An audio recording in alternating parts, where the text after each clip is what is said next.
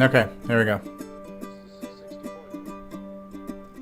CoCoTALK is an unscripted live broadcast. Anything can and will happen. The views and opinions expressed by members of the panel and the live audience are their own and not necessarily those of the CoCoTALK show, its sponsors, affiliates, or subsidiaries. Open minds encouraged, sense of humor recommended. If any off-color comments were made, we're sorry. Hi, this is Dale Lear, designer of TRS 80 Color Baseball, and you're listening to CoCoTALK.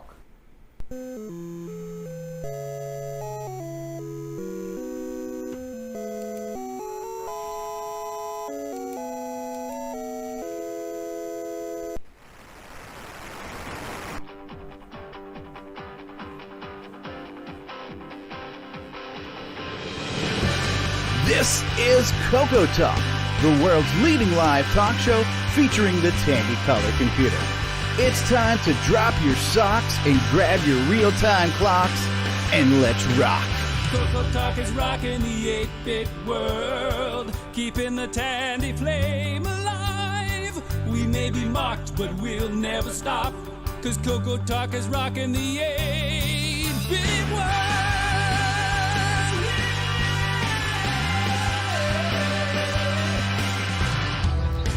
All right, everybody, welcome to another exciting episode of CoCoTALK Live. This week, we've got a very special guest host for you. It's none other than Nick Marotta. CoCoTALK is rocking the 8-bit world, keeping the Tandy flame alive. We may be mocked, but we'll never stop, 'cause CoCoTALK is rocking the 8-bit world.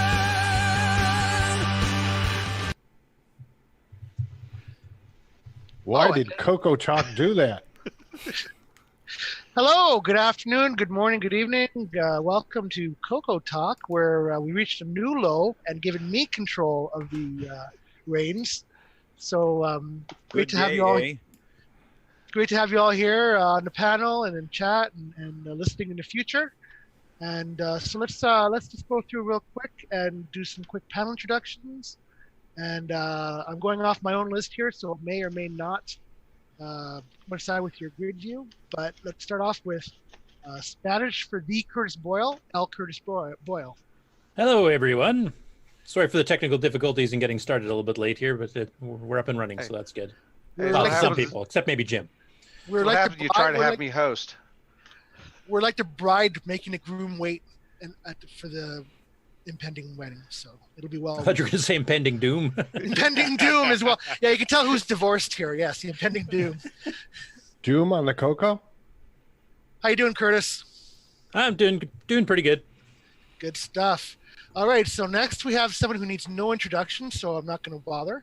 Now after him, we have our very own Stevie Strobridge. Hey, Stevie. Good eye. How's it going, eh? Good. How are you? Good. Thank you for giving me this opportunity, and I hope you don't regret it down the road. Never. Now we have one of our more understated, quiet, reserved panelists. That'd be David Ladd. Oh, yes, and I can't wait for this show to get started. And how are you, Nick? I am doing very well, thank you. It's Saturday afternoon here, and my favorite time of the week because I get to spend it with you guys, and this is fantastic. So hopefully this goes well. Oh, I can't wait to, because I got floppy toys a bunch here. Excellent. Thank you for being here, David. Our Mark Bosley is here. Mark, how you doing? Okay. See what happens when you try to get me to stream? It just falls apart. I almost introduced you as our streamer, but he's our backup streamer. Ready to jump in case of impending doom, but Mark is with us today, joining the show hopefully. Next we have Ron Delvaux. Hey Ron, how you doing, man? Reiki. Oh, wait a minute. Did you say Reiki? Did I say it wrong?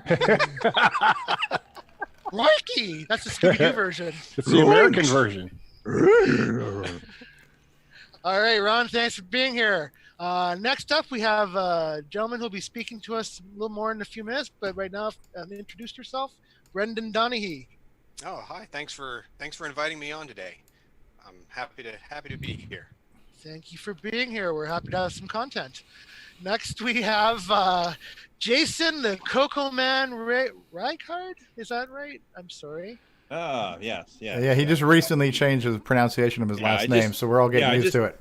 I've never actually used your last name before. I just realized. Ron Delvaux just refers to you as Reiki. So Reiki. Rocky, look at the size of that one. Jason, you've had yourself a pretty good week in the Coco world. We'll talk more later, good day, eh?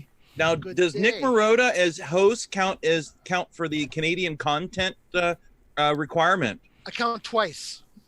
Yeah. Actually, thrice. Yeah, as per the CRTC ruling, it does count as Canadian content. we count him 3 times. He's a host, a panelist, and a special guest. So. All right, now next up, how you doing, Paulie T? Hey, I'm good. How's everybody doing? I haven't seen you guys in a while. Yeah. Hey, how's it hanging? Yeah, and we're still not seeing you because you're too shy to be on camera. But anyway. Yeah, I just don't have any technology to put my face on camera, so that's all right. Nobody needs to see we that will anyway. have it. Thanks for being here, Paul. Next up, we have Al Hartman. How you Take doing? off, hoser. Oh, hey, respect.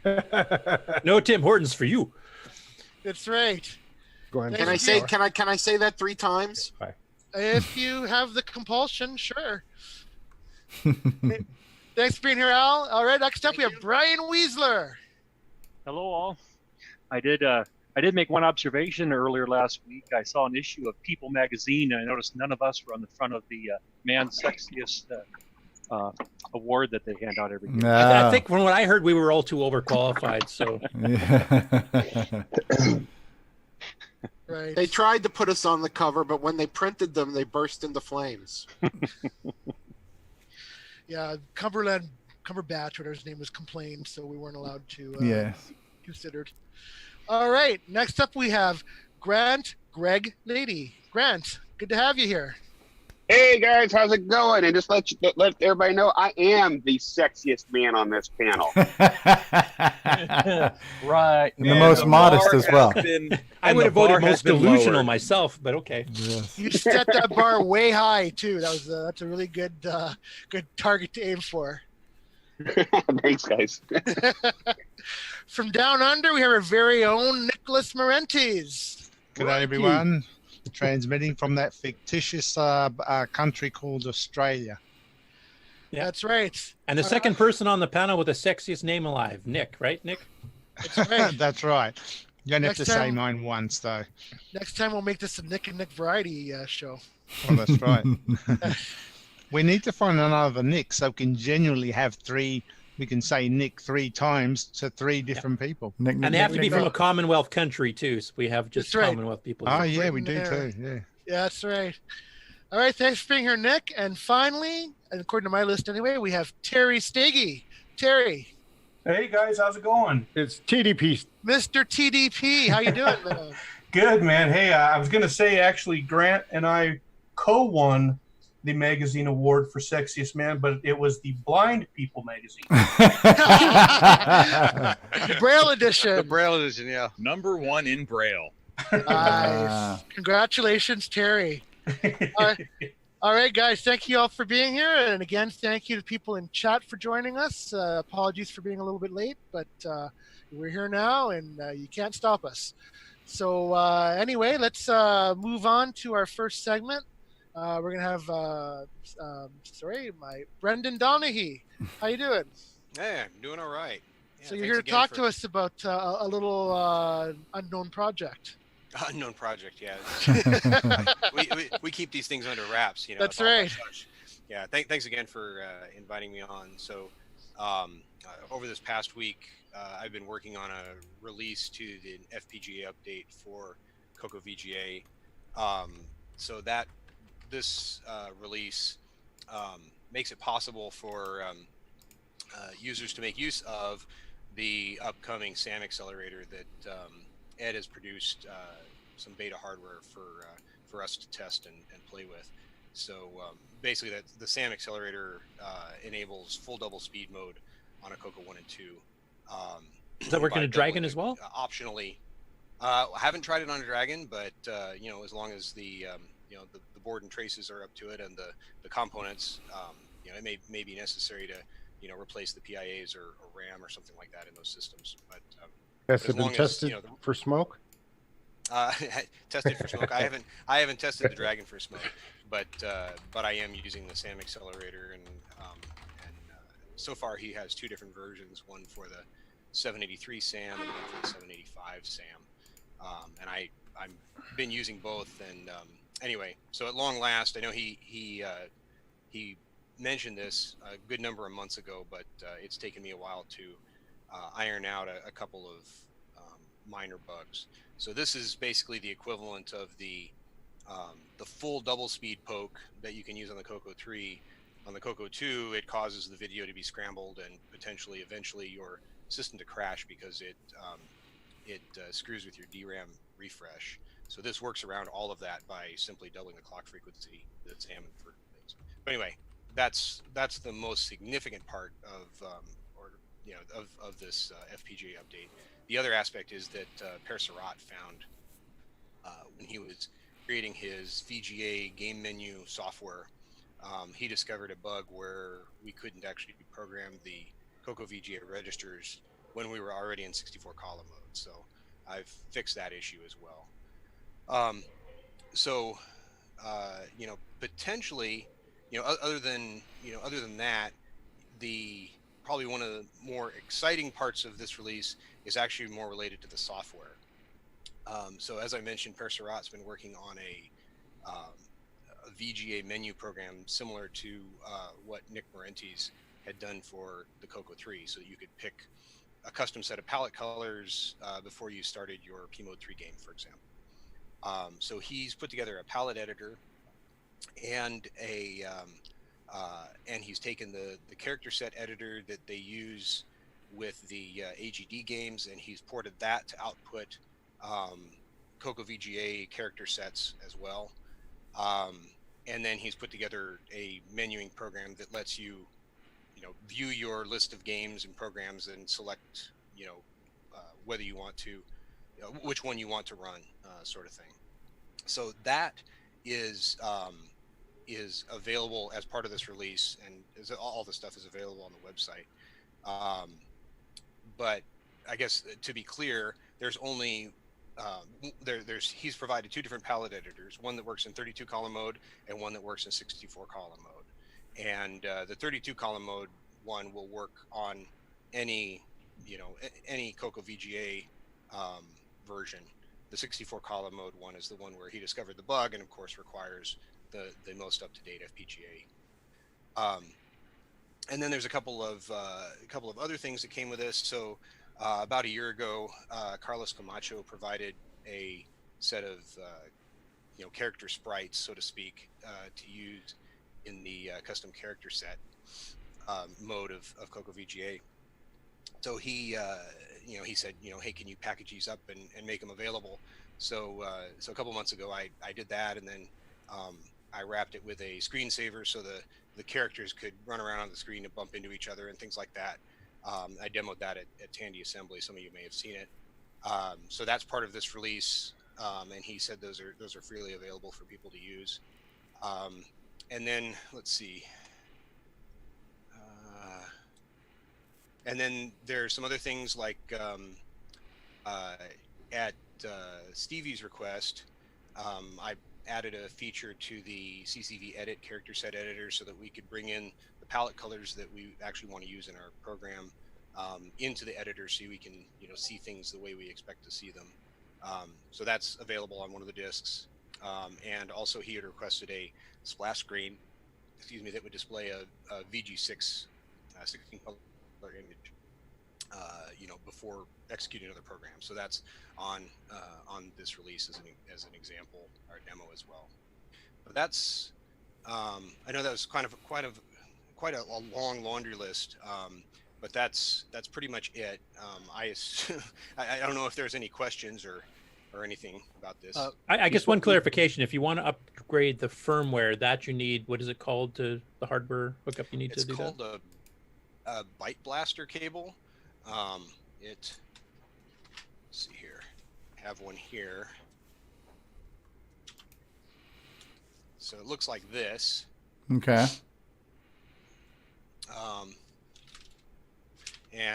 So mine, it has a custom cable on the end. Ed has designed an adapter, a circuit board adapter that takes the large header connector to this mini header connector.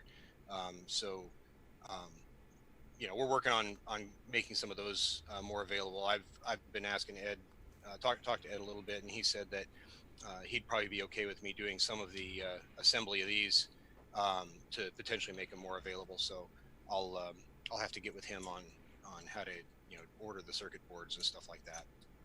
So you would need the two pieces then? You would need that USB adapter and the cable that you're speaking of? That's right, yeah. Yep. So we were hoping to package it all up together in order to make it available to everybody, with no additional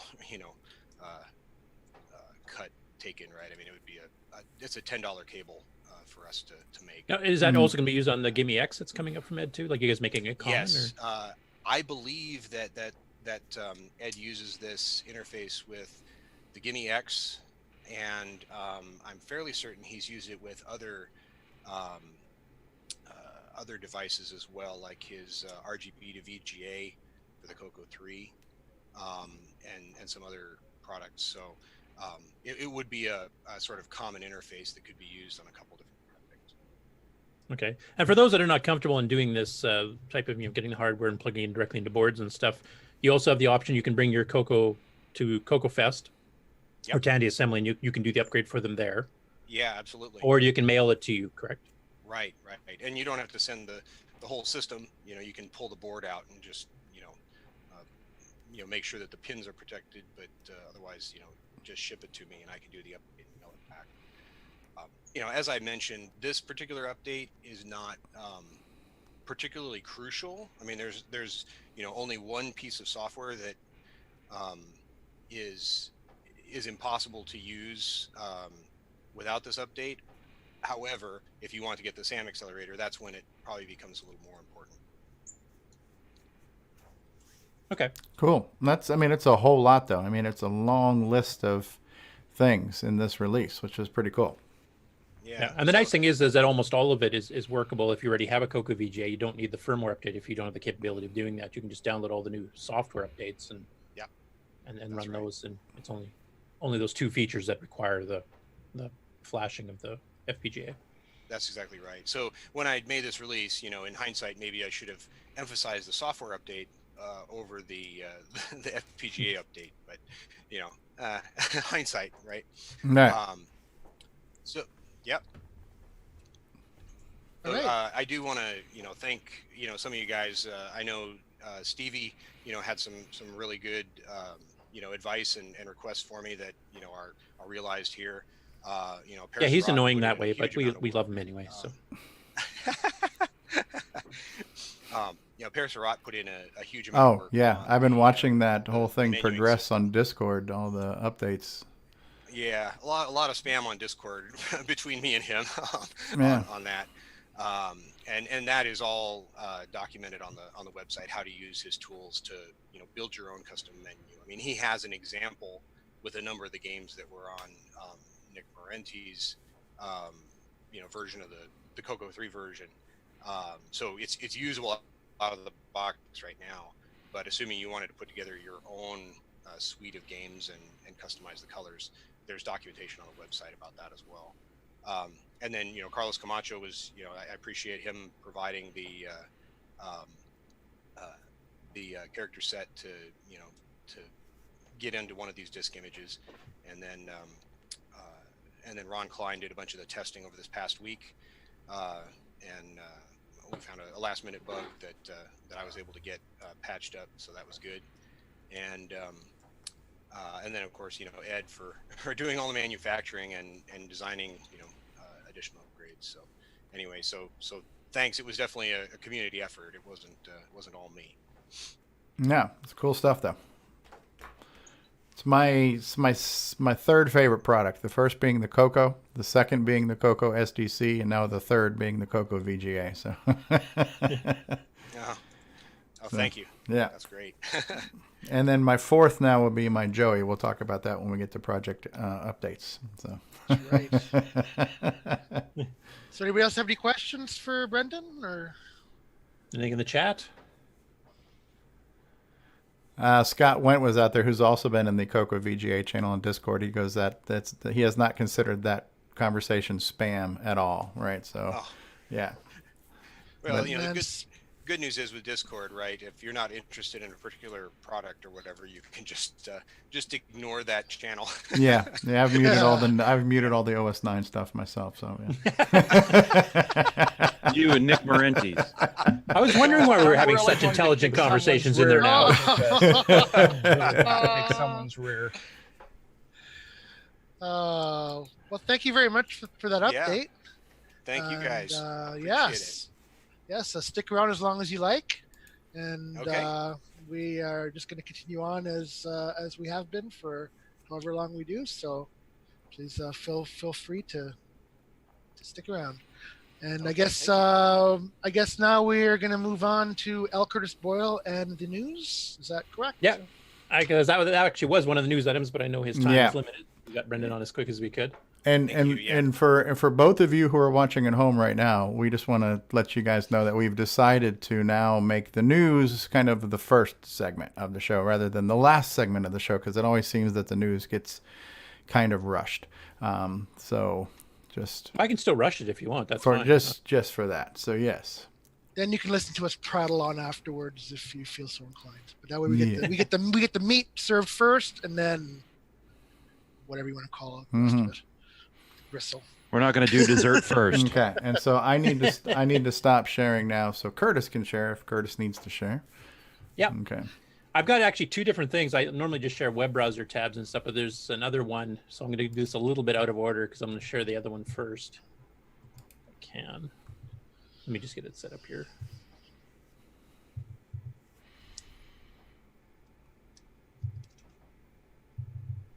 Oh, Matchy found a newspaper emoji icon. That's cool looking.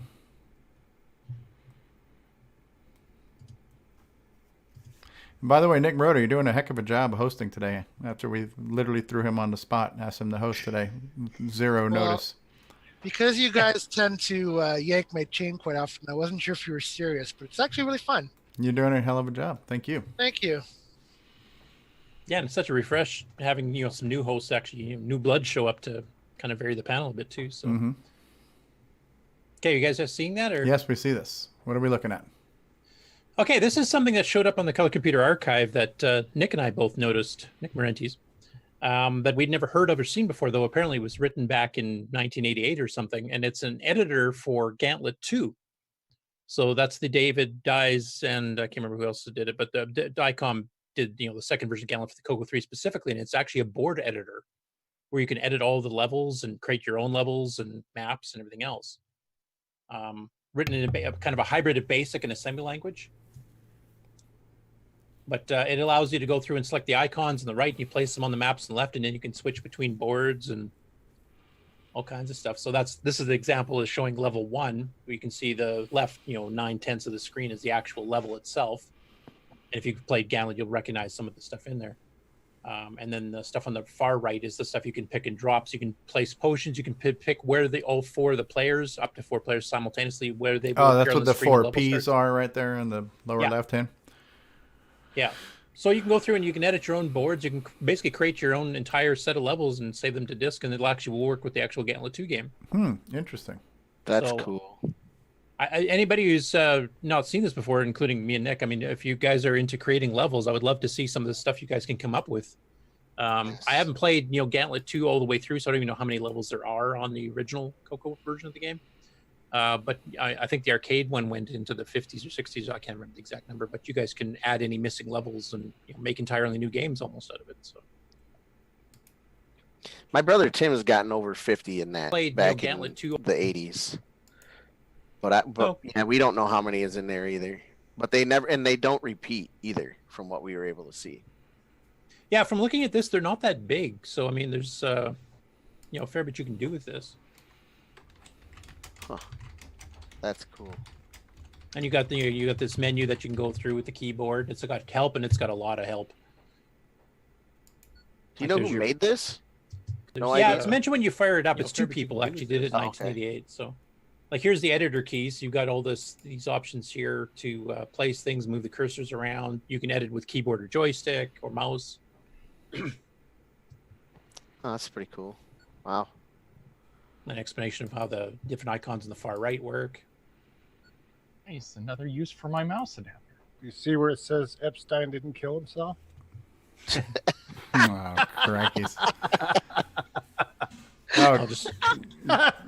Tim Franklin says that Steve still can't get past level 1 even with the level editor. Okay, so, well. Oh, that's cool. That's really cool. So that's like level 3, for example. I just loaded it up. So. I'll finally you can go through. I'll finally get a chance to see level 2 and level 3 in this game. So, yeah. Yeah.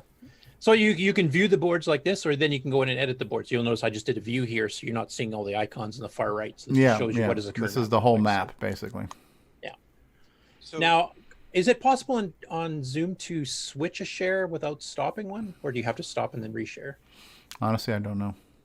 Okay, I'll just stop and start. Go ahead. Quick question, Curtis, about this. So maybe you said it and I missed it. Is this software something that was written back in the day?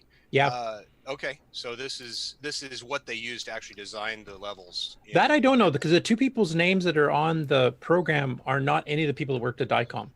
Okay. So I'm wondering if they kind of hacked it after the fact, but it's the copyright date on this, or the release date on it's 1988, and I think Gauntlet 2 came out probably around the same time. So it could be somebody just hacked the game and figured out how it worked real quick. Yeah. Or maybe they had some inside track with Dave, and I can't remember who the co-author is off the top of it. It's Kevin Hoare maybe, or something, or Dave Schuchen, or I can't remember. But yeah, I'd never seen it back in the day. I don't remember seeing this program mentioned anywhere in Compass, or maybe some of you guys in Delphi might have seen it, but it's a nice little editor. Yeah, it looks cool. Yeah, it is. And it's a good game. I mean, if you haven't tried the game, if you got a CoCo 3, go for it. Okay, so now I'll switch my share to my browser. Yeah, that game's well done. Okay, you guys seen that? We see it. Maze of Argon. Hi, of course, that's the traditional Jim Gary has to have something on every show. But is there a maze after every element on the periodic table, or is it just argon for today? The Maze of Helium. It's a really high-pitched one.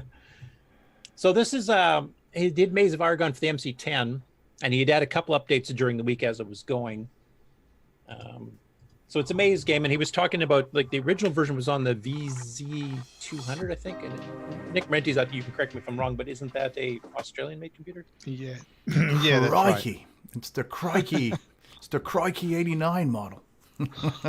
Yeah, because it had the same VDG chip as we did, so the graphics did, look yeah. exactly the same. Now the difference is here is that that one had a machine language. I think it used a Z80 too. It was a different CPU. Yeah, if I remember. Z80.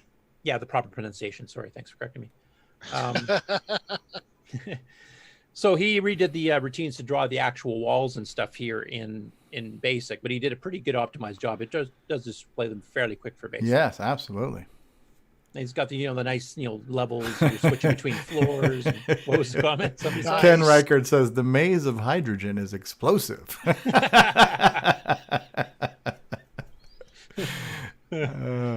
Lord have mercy.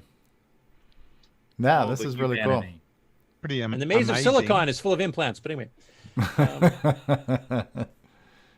Yeah, so this is like, it's not just a 3D maze escape. You have to find things as you're going and recharge your energy by finding these little energy pods and stuff like that too. And so it's a fairly robust game as far as, the early 3D maze style games, but it's pretty cool and available for download. Crikey, stay away from the maze of methane. Garden cows. Energy pack. Yeah.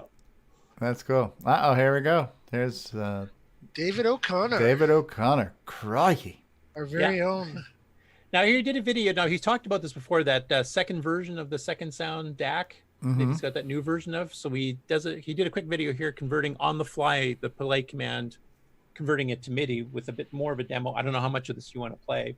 Let's hear it. I haven't heard it yet myself. It's only 7. Is this loud enough, or do you need to be louder? Turn it up. Louder.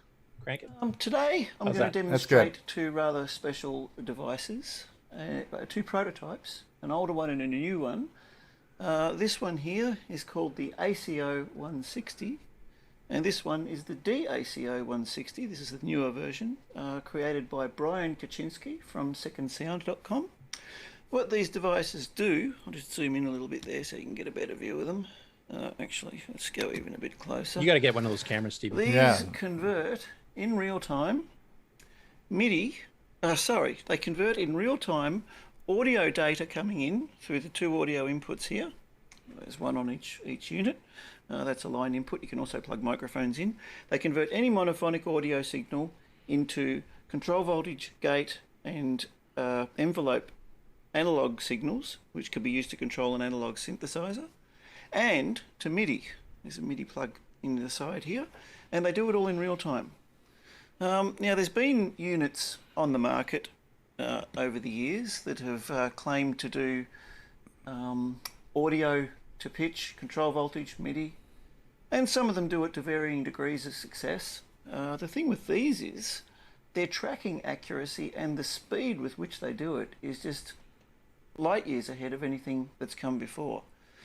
Now, the ACO 160 was the first prototype that Brian designed. It tracks really very well, but it's a little bit glitchy. It's not quite perfect, and its tracking isn't quite spot on.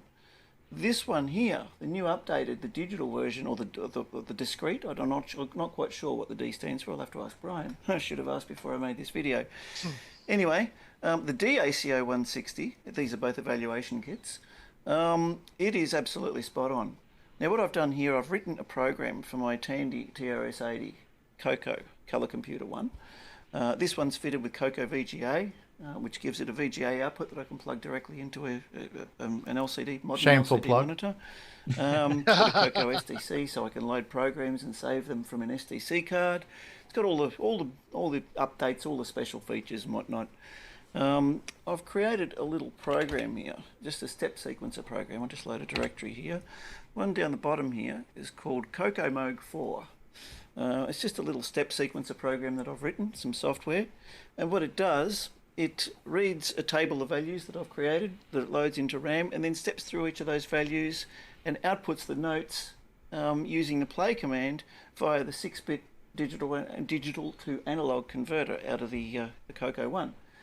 Now, anybody who knows what CoCo 1 sound is like, the 6-bit DAC out of it is nothing spectacular, and the play command is notorious for being rather sort of artifacty. So it's a really good test for these units to see how well they can latch on. This one here, it's really good, but it actually, the CoCo can confuse it a little bit. I'll just load up this program. So we'll load CCMOOG4. That's I did it not do that. I typed in 3 M's, 3 O's. Let's try that again. Load CCM. Whoever his editor was is doing a great job. That's better. Just into the program. It's only short, just a brief little thing that I've done there. All right, let's run that. And we turn the high-speed poke on. And we'll make the pause length a value of 7. I've set up a bit of some effects using my RME interface here. I've set up a delay and a reverb, which is set to a tempo. So I'll make the tempo what I set it to before. Pause length. Tempo I'll set to 4. And I press that on there, and I press enter on this. And we will hear the 6-bit DAC output directly from the CoCo. Okay, you can hear there the artifacts in the background. It's that's the CoCo in all its glory. Yeah, 80s computer, 1980 model computer. This one. Let's just zoom in a little closer on that. I'll switch over to the ACO 160 right now, and you can hear the audio is dramatically improved. Oh yeah. Aside from having a little bit of reverb and delay, but the actual pitch is better. But there's a little bit of a glitch at the start. It's not quite perfect. Let's now switch over to the DACO 160 and have a listen to that one. This is the onboard oscillators on these too, by the way. It's got its own onboard synthesizer, so we're listening to the actual onboard oscillators here. So yeah, as you can hear, a dramatic improvement with the new one. It's tracking pretty much perfectly. I can then go over to the Moog Mother 32, which I've got here, which is being played via the MIDI output from the DACO 160. So let's go over and have a listen to that. And Oh, what wow. we're hearing here is the CoCo playing into the DACO 160. What a via MIDI difference, huh? Into the Moog Mother 32. Yeah. He called it a mother. Gosh, that sounds so good now. We just took the CoCo and made it sound like something real.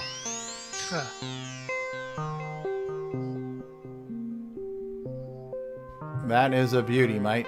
And yeah, we've got to make those effects with my face as the filter opens and closes, as you do. Yeah, so there we have it. A brilliant unit. Go to secondsound.com, as is written on here. You can also go to pulseeternal.com and check out my music. I'm working on an album at the moment using the CoCo. The new album's going to be called CoCo Music, quite appropriately.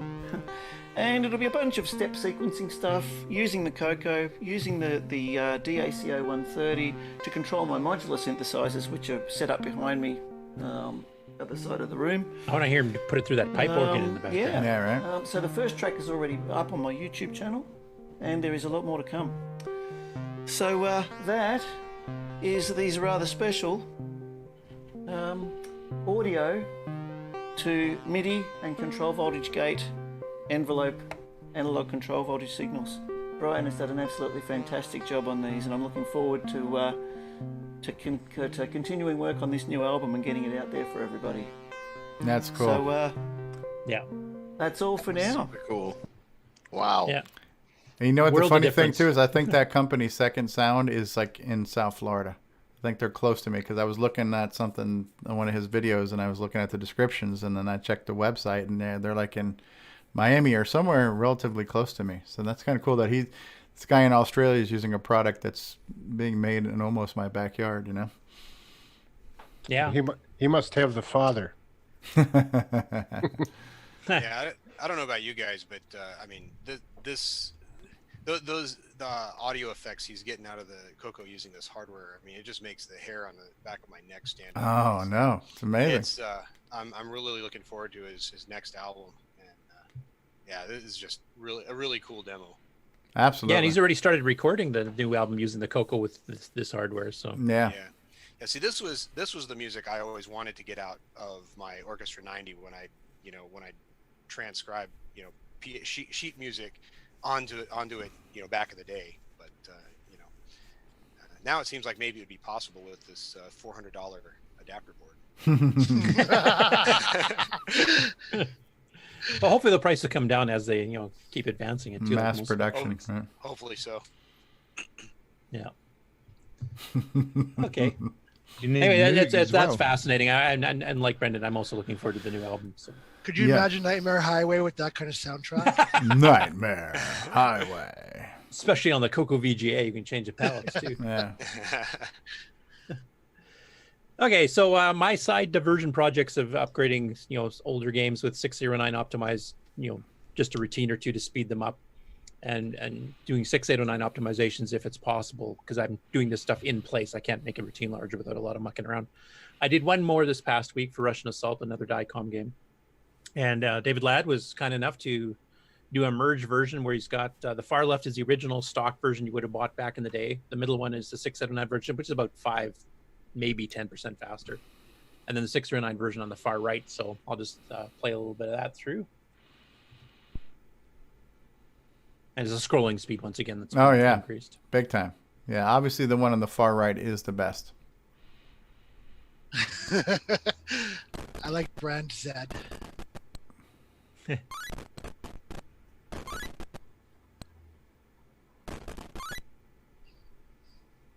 Even the middle one's a little bit faster, so it'll be a bit smoother for you people that still have 6809s. Trying to show some 609 love, and a later, awesome. The later part of the story here. I'll show the Facebook link for it later.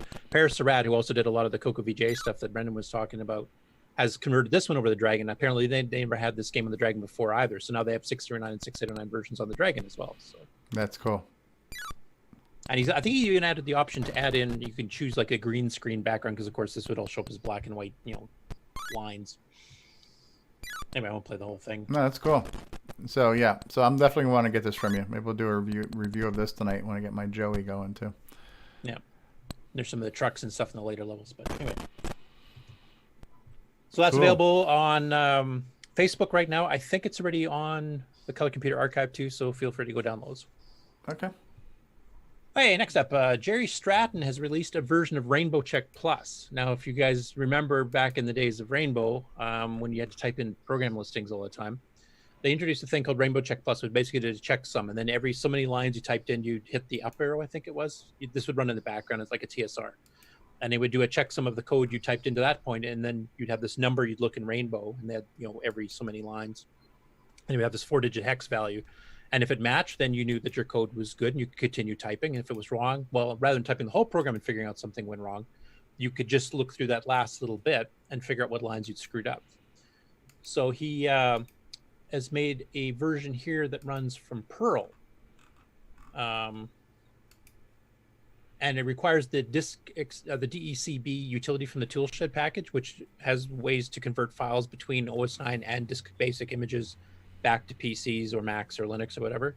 So it actually will run on the disk image and actually do the Rainbow Check Plus on it live, and while you're typing stuff in, if you have shared file handling. So you actually have a utility now, you can actually do those. And as he pointed out, I think on the Facebook post he mentioned, I don't know if I'm the only one who still types in stuff by hand for Rainbow, but you have that option if you want to help you catch your mistakes as you go, rather than trying to port through 32K of code. All right, so help me bring this all into perspective. So I'd never used this program, but this was basically a utility that did some type of checksum on the basic code, and you could compare what you were typing in to what the software said it should be. All right. So what did it do? Did it just add up all the token values and everything in the line? Yeah. And come up with a hash based on that? And if you did it right, your hash would match, and that's exactly correct. And if you look on the little sample on the screen where it says checkpoint and checksum. Okay. The checkpoint would be the line number in the basic code, and the checksum is whatever would report when you hit the arrow key. Okay. So if you typed in lines 1 through 7, or say it was 1, 3, 5, 7, or whatever it happened to be, once you completed that, you'd hit that arrow, and if you got 208, then you knew, okay, I've got it right.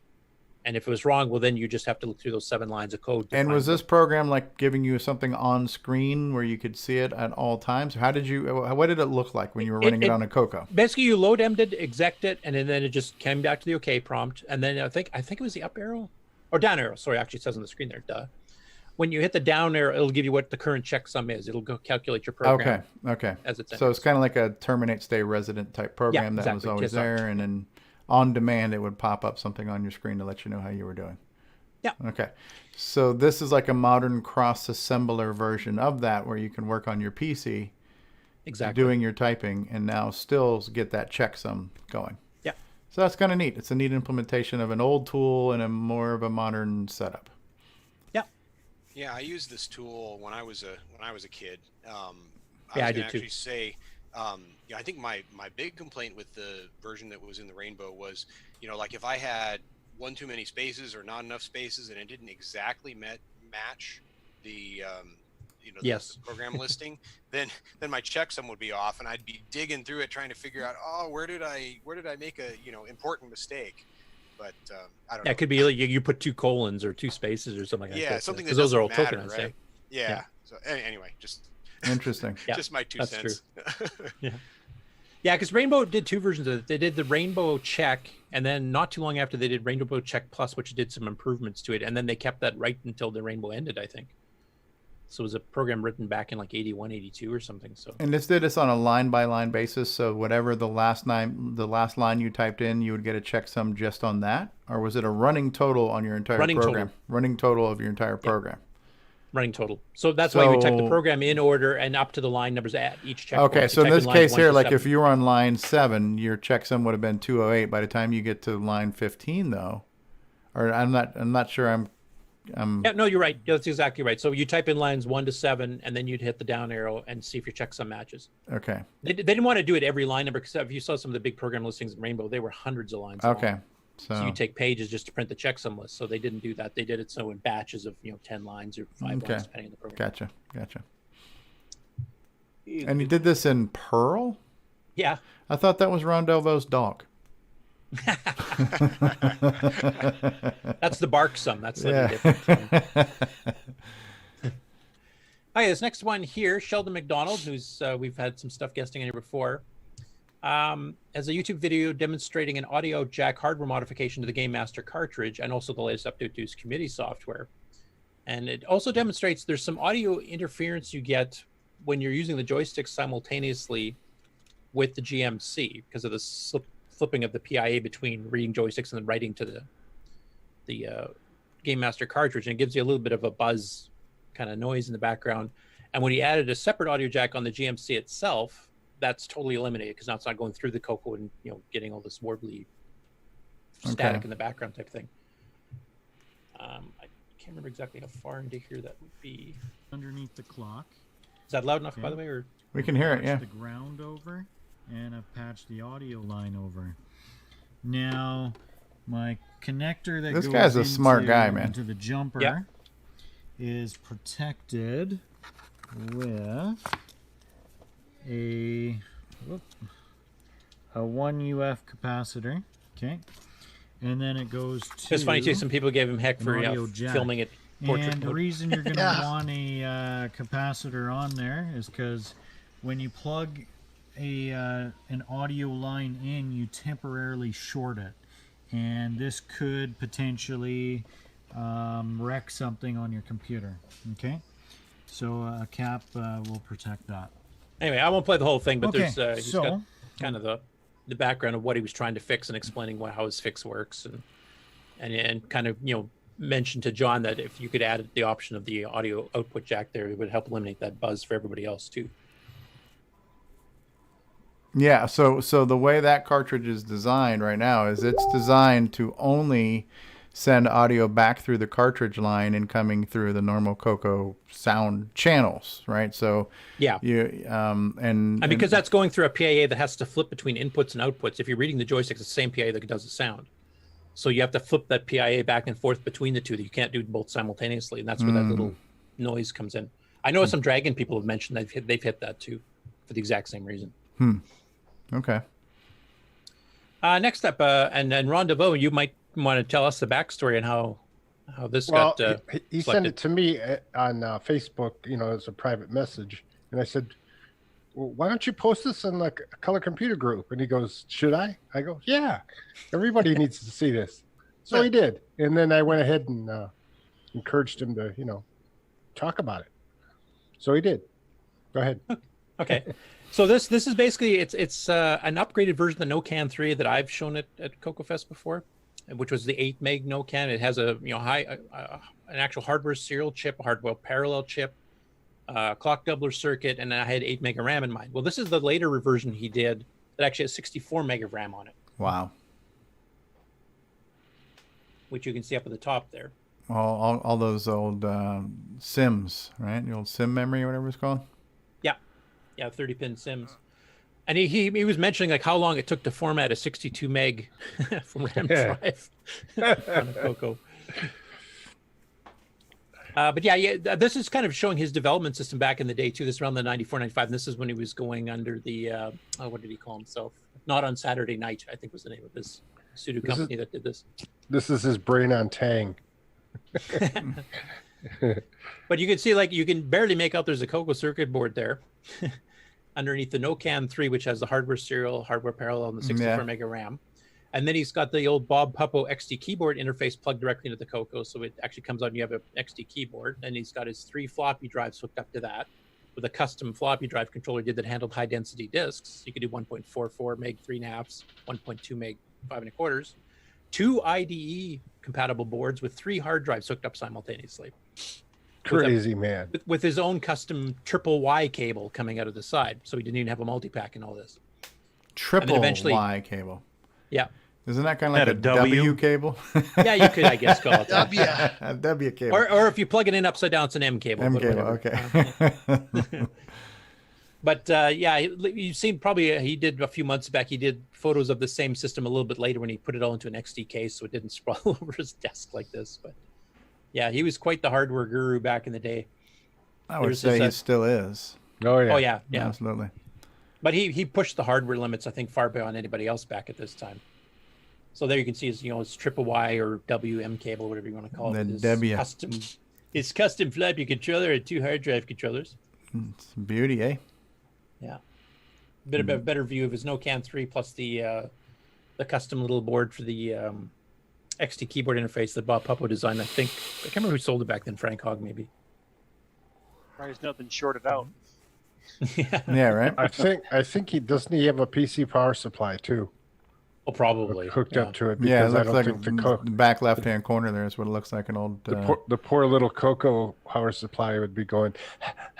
Yeah, because that looks like that looks like the P8 and P9 motherboard connectors and some Molex connectors and stuff. There it looks like the old XT style power supply connector. Yeah. Yeah. But this is what hardware hacking was really like back in the old days, where you just made a whole mess of stuff and almost nobody else had it because it was all custom made. Yeah. Ken Reichard's asking if any dilithium crystals were involved in the. No, they'd be trilithium. The dilithium was on the regular Y cable. So. Yeah, that's cool. That is cool. It's a hot mess, but it's a high-tech, cool, hot mess. So. Yeah. Wow.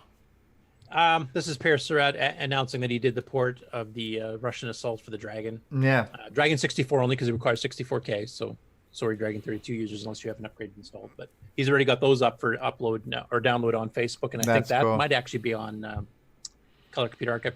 I will mention I do plan on doing some more of these in the future, though I'm going to try to concentrate on EOU for the next while. That was my diversion. And David, get out of here. 6809 as well, Curtis? Or? Yeah, 6809 Dragon. That's the optimized version too, so it runs a bit faster than the original CoCo version did, plus the 609 optimized version. So basically what we're trying to do is we're trying to encourage people to get 609s because it's such a nice chip. There's a bunch of extra features. A lot of the other 8-bit computers theirs have all these accelerators, like the 6502 has these massive accelerators. This is a legal accelerator because it's just an upgraded chip, and it also is period specific for the people that are kind of, want to keep the CoCo specific to the time period it was built in. I know we've had that. We're all going to start. Facebook, I hate you. Stevie Stroh, kick that clown off right now. David, you're a bad influence on me. Oh God, here it comes. Remember Ron DeVoe said, "Hey, wouldn't it be great if we could send messages to each other on our CoCo?" I take it back. I take it back.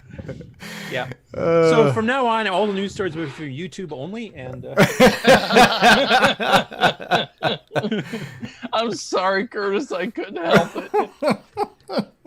Sophomore, telling you. Too sophomore. Now, what was I saying? 609s. But basically, those are period specific because Hitachi got licensed by Motorola to produce a 609 as a low power CMOS chip, and I've actually gotten a copy of the Hitachi catalog from 1986. Or 85, sorry. So the chip was announced even before the CoCo 3 came out. Now, in Japan, they didn't reveal all the secret stuff they hid in there until 1988, and we didn't hear that until 1992 in North America. But the chip is from, it could have been in the CoCo 3. If Tandy decided to use a low power version of the chip from Hitachi, we could have had this chip the whole way along. So this is not some modern FPGA version of anything. This is actually period specific. If they would have socketed the CPU, this would have been a no-brainer. Yeah. That's what's keeping people. Well, what I really wish, I know Frank Hogg had mentioned too that if we'd known about the 6309 when he was designing TC9, which was like 90, 91 type thing, then we could have had the TC9 stock with 639 in it too. Yeah. So, there's a couple things. If Tandy had just happened to pick it because they wanted lower power, they could have picked it in 85, 86 when the chip was first released. And then we could have got this free upgrade basically once, the secret stuff is revealed. So another lost opportunity. Yeah. What's the secret stuff? The enhanced commands? Yeah, enhanced commands, the native mode, extra registers, extra IRQ manipulation. So back then, you just hardware thought error trapping. There's a ton of stuff. Yeah. So back then, we thought that the 6309 was just a pure clone of the 6809. Yeah, we thought it was a lower power. We knew that. They said it takes 10% of the power of a 6809. You know, one tenth of the electricity. So that was the big selling point. It was a low power version of it, and it was capable of going 3 megahertz officially. Motorola maxed their 6809 at 2 megahertz, and Hitachi officially went to 3 and 3.5. Do you think Tandy had some sort of agreement with Motorola though that prohibited them from? Probably because they did the whole Motorola references on the CoCo one, so maybe they did. I don't know. I honestly don't know. All right, this next one here. This is a game review of the Dragon 32, and it's got one of the weirdest names of a game I've ever seen. It's called The Revenge of the Alien Bongo Beast in the Crissy Crossy Lines Dimension. Which, okay. On the actual game screen, you'll see that they just abbreviate it, but it's actually a pretty decent arcade game. So I will skip ahead. Shortened to ROTAB. But the and then ROTAB is what the nickname Revenge of it the is. Alien Bongo Beast from the Crissy Crossy Lines Dimension. Are you ready for the storyline? And we're going to skip the storyline because it's kind of silly. And I'll find it. No place for silliness in this show. Criss Crossy Lines Dimension. No, there's the Criss Crossy Lines. Coming up. Yep. Okay. There's a high score. Whatever. Let's press fire on the joystick. Oh yes, joystick. Blimey. Keyboard or joystick if you want to do it. And I have seen this one on the CoCo. This was originally on the Dragon, but I have seen and played it on the CoCo, so this one has been ported. I heard a new word called blimey. Is that a? That's not new. That's not that new. No? That's a British term, if ever there is one. No, we don't use it here. Blimey, governor. I think you would call it rhymey, Ron. So. True. Kind of like Reiki. Yeah, exactly. Where's Nick? Do they say blimey in Australia? No, we say crikey. Crikey. Oh wait, I was going to show you. Oh, that looks really cool. Play game and see, eh? Yeah, the little 3D look when you start. No. Oh, look at that. That's really cool. neat. Yeah. Little eye candy. Right, I just crashed into the. That's Yeah, I'll skip ahead because he played really poorly at the beginning here. Maybe repeatedly died. Maybe he saw Stevie's videos and wanted to do the same thing. Yeah. I like the explosion animations. They're really good. I played that. Yeah, and it's got that acceleration where you got to you don't instantly switch Yes. on a dime. Yeah. Nice. Yes, the kind of feeling of inertia. You got a radar map on the right, and you've got some of those boss chips. You This is neat. Okay, that's that. That's neat. This is only on the Dragon right now? He even has a static screen when you die. Yeah, look to at make it that. Look like Yeah. So this is only Dragon right now? No, it's on the CoCo. It's on the archive. I've played it. Oh, okay. Revenge of the Alien Bongo Beast in the Crissy Crossy Lines Dimension. Crissy Crossy. Yeah, say it right. It's like timey-wimey from Timey-wimey from Doctor Who, I guess. yes. I knew. Let's see if I can find where he gets to the That is boss. really well done. It is. There's different alien ships as you go past levels and stuff too. All right. It kind of dingle dangles there, doesn't it? Yeah. You like the Crissy Crossy, what they got going on there. Damn it. One life I have remaining. to kill all the generators again. Care if it's the second game or his third game where he actually starts blowing up the little. It has a little bit of a flavor of Stellar Lifeline because there's a convoy of these things that you and you have to square destroy things, certain things and stuff. Yeah, and the radar. So yeah, there is a little bit of a like a Bosconian feel to it as well with the. Yeah. It's a pretty cool game, man. I mean, if you guys haven't tried it, because it's one of those ones that's very. Oh, that's very neat long. how the bomb has like this little homing missile. Oh, what is that guy? Is that like the? That's like your basic, huge guy. I think he did hit him a couple times on his third game. I don't know if it's possible to destroy him. I haven't got that far myself. That's really cool, and I love the staticky effect at the end there. The get into Hall of Fame bit. And this is one that's designed to be black and white. So, And I it mean, if says you have it an on the RGB screen there. Get into Hall of Fame Hall of Fame bit. bit. It says get into Hall of Fame bit. That's You British, can even- if I've heard.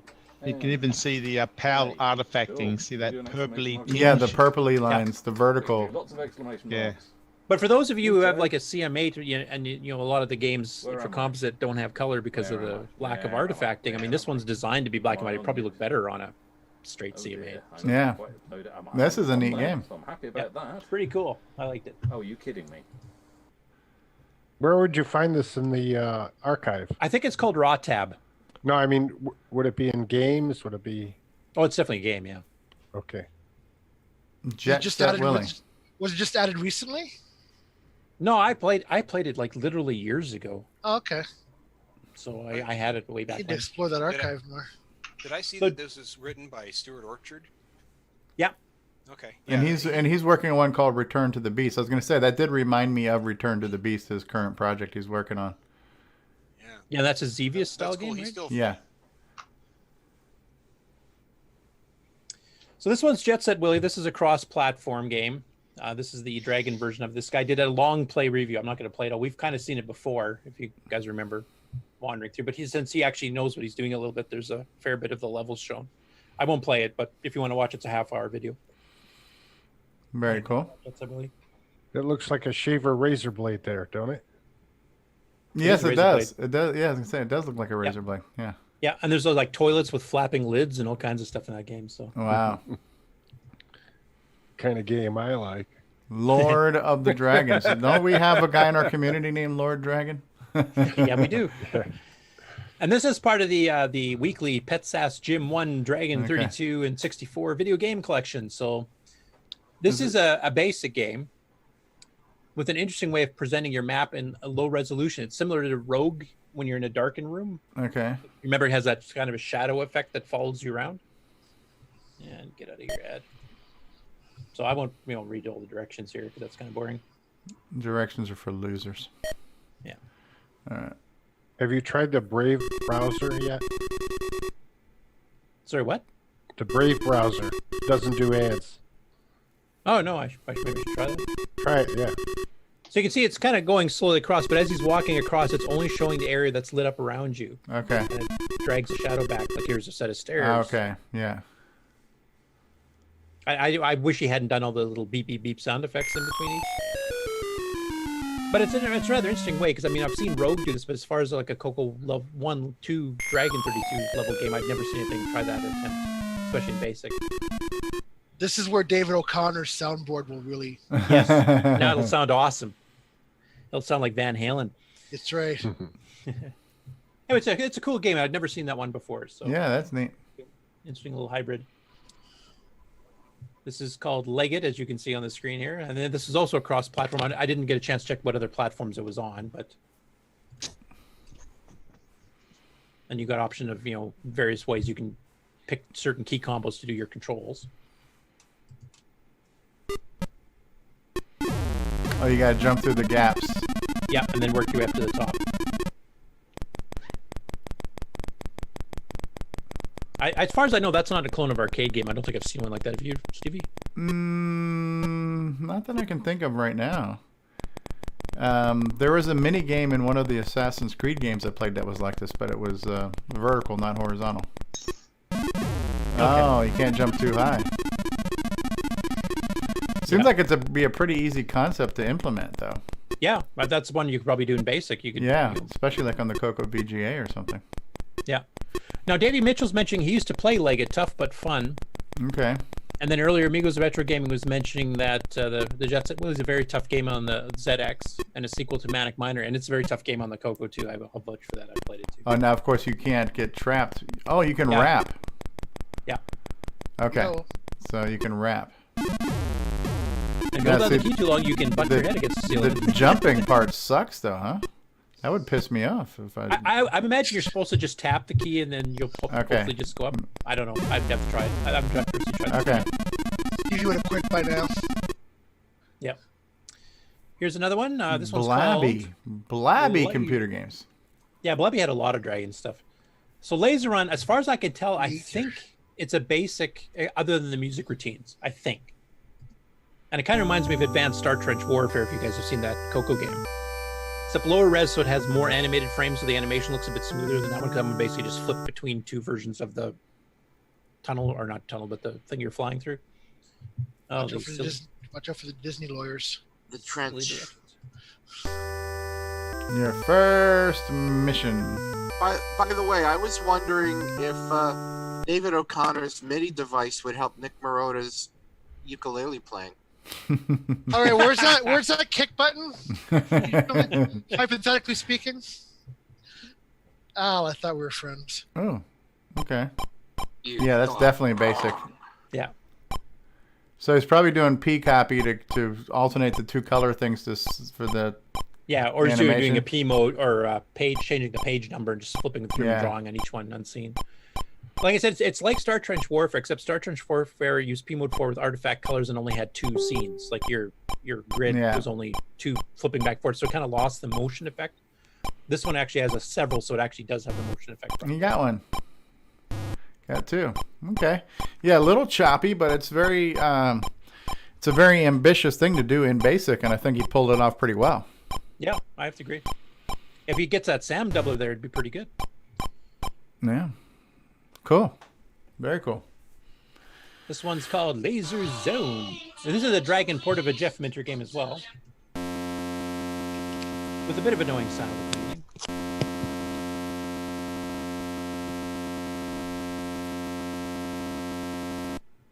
An awesome idea by Jeff Minter, who's quite famous game writer from England. I think he still works today, actually.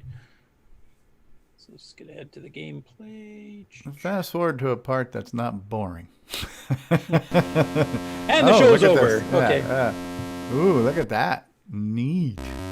Ooh, oh, this is like very Neutroid looking right now. Yeah. I believe permissions were not asked here. I don't know. It says 1983. That's before Neutroid. Okay. Nick, were you sneaking some other guys' ideas there? It's a very different game.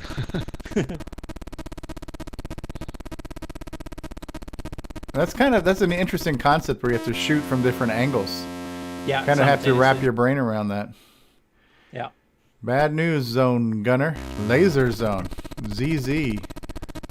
Yeah, so each axis on your joystick controls the separate Yeah. ships. You have to do both simultaneously, yeah. And he's doing a hell of a job, too, I just have to say. Yeah. Yeah, I'd almost swear this was a Stevie Stroh playthrough. I was going to say Stevie. Yes, I smell a rage quit. Keys of Wrath. Oh, is this a David Lee Roth game here? I call this a strange little graphical adventure game. Okay, The Keys of Wrath. By Tony Nuttall? Sure. Okay. I don't pronounce UK English, so. Skill level from beginner to plain reckless. Ooh, let's do Come on, we're in reckless. the Commonwealth. Yes. Let's fast forward a little bit. So basically, it's like a choose your own adventure style. You get a couple little things. Is that to pick from. Pac-Man? Yeah, yeah, kind of. That's why I said strange. Pac-Man's riding a cat? What's going on here? You're smelling the butt of a cat, it looks like so. Yeah. Watch out for the pellets. I have a feeling this game was created while on acid. That's all I have to say. So. This is better be careful. This looks like the update to Oregon Trail. So yeah. You find jump yourself before a huge tree with a door in it. The door is locked. How do you try to open it? You Kick it or bang on it? What do you guess will happen? Oh, that's neat. Okay, so this is obviously using basic and paint and stuff. Pac-Man is going to bang on the door. Bang it, Pac-Man. You can do it. I have faith in you. Come on. Okay. And yeah, I don't know what happened there. All right, so apparently banging the door was there. You go. Kicking it. Hey. The door opens. You go down the steps, and it slams shut. Hey, Tim Franklin. Oh, that's cool. That's cool perspective. It's got some perspective to it there. Yeah, I mean, of course, being a Pac-Man, you can't go wrong with that, right? No, not Looks at all. like he's sleeping. Yeah. I think he's just blotted, zipped. He's just. Okay. Key of Wrath. Eye is a kite. No. You wander along a damp tunnel. Oh, that's like a damp tunnel. A leather sandal. Yeah, whenever I find random footwear on the floor, I typically try to pick them up. So. Well, this is the game for you then. Yes. Pardon. You may ignore it or pick it up. I can't ignore that sandal. It's calling to me, man. Pardon? Pardon? It's French. Pardon? Yeah. Anyway. That's neat. That's different. Play it yourself. It's pretty This cool. is like MST3K of. All right. Mountain of Ket.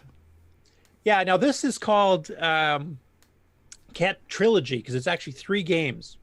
And I know we had some graphical games that had multiple parts. Like I know Sundog did a few that span several chapters that you would buy separate games for. I don't know too many done text-wise. So this is one actually that you basically play each game through and then you continue on the next one. Is So this I'll just loading from tape? Everything in the Dragon pretty well from tape. And you pick the alternate color set for the text, which was kind of neat. Okay. Not too many games did that. You have abilities and stuff too. But basically, it's a text adventure game. Okay. I won't go through them all. I did have them all loaded up here. But the first one's called The Mountains of Ket. The second one's called The Temple of Vran. Oh, not to be confused with the Temple of Ram. Right, exactly. That's a video RAM there, RAM. So. And then the final mission. The final mission. Space. The final frontier. All right. You're in a dark and dank cell. There is no light. Safe from a low. Countdown. Yeah. Dark and dank. Yeah. So yeah, if you like text adventure games, it's a pretty long spanning storyline across 3 different games, so that's kind of cool. It's a trilogy. Yeah. What shall we do? The final mission score is 1%. We are near a door in the east and it's 8 foot tall, made of thick oak. There's a glass window above it. Kick window. Okay, you hit it. Big deal. Oh wow, it's got an attitude. Big deal. Yeah. Anyway, I'll play the whole thing. Okay. Very cool. Now this was a surprise find that I showed Nick last night because I'd never seen this one before or heard of it. And it's a game that I wish we had on the CoCo. So this was one I want to port over. I like the title screen so far. Blabby Computer Games presents Kamikaze, like kamikaze, but kamikaze, huh? Karma Chameleon. Karma Chameleon. That does have some multi-voice music, but you recognize the arcade game there? This Steven? is the yes. I don't remember the name, but yes. Rally X. Rally X. Yes. Okay. Yes. Neat. You got the flags. You got the smoke bombs. You can leave the smoke trails. Yeah. Yeah. Oh, it's like Megabug. You got these impossible mazes. I see the chat room stormed in with Rally X. They all recognized it. Yeah. I knew the game. I couldn't come up with the name. It was not on the tip of my tongue. As far as I know, the CoCo never had one of these. Ported. Okay. So the Dragon got one. So this is one we're going to be moving over. Unless somebody else knows of one that I've missed. Need some gas. I can't believe that. Yeah. I think you're right, though. You guys leaving a fart trail behind him there. Yes, for sure. I'm going to skip ahead where he goes to level 2 just so you can kind of see the... Oh, yeah, I get to see level 2. Yay. Yeah. Burning oil.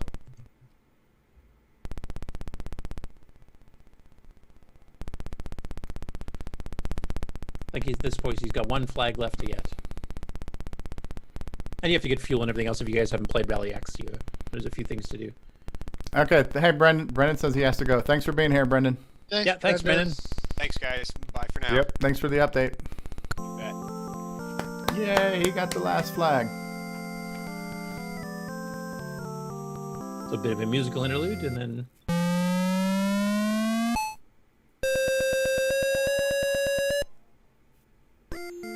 Oh, and they changed colors.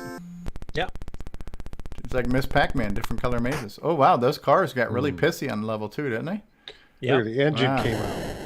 Oh, I like that explosion. It's missing the radar display from Rally X. Okay. Oh, okay. That's true. And now we have the DAC noise. Okay. Very cool. Yep. It's called Kamikaze. Kamikaze. Okay. Yeah. So that is one I have not seen on the CoCo before, so I don't know if it needs patches and able to run. I will eventually, once the UU's out of the way, I will switch that one over. And depending on how they did the scrolling, I might be able to speed it up too. So we'll. Okay. Yeah, that was neat. That was cool. This one's called Jump Jet. This is a basic ML hybrid. The sound routines are done in ML, and it tries to do speech with very, very, very compressed sound samples to try to fit it into 32K. Okay. So they're pretty well almost unintelligible. It's kind of like our show. Yeah, exactly. That's what we can say, that we had to do super compression to fit it under 32K. I'd say we're more of a 2-bit show. Plot briefing. Defend airships. Oh, back it up. That was just the speech part there. Airstrip. Oh, you want to back it up? Just a hair. Yeah. That's where they started talking. Okay. So worth it. I think it belched. Yeah, who needs a speech sound pack? I was gonna say it's just a smidge below the speech sound pack, but not far. Alert. It's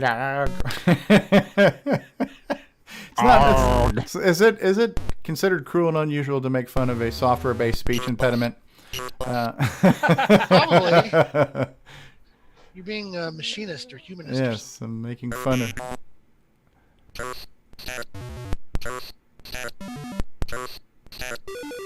Like Wow. they press start there. This is one of the few times I wish my ears did not work. Actually, it kind of sounds like the Berserk speech. It's not that. It's worse. It's worse. Yeah. There were software speech synthesizers, like there was Speak Up, for example, by Computize that actually did a better job than this. Attack. I mean, it's cool that they got it in there, so you Yeah. got to give them props for that. It just that is an effect that did not hold up well.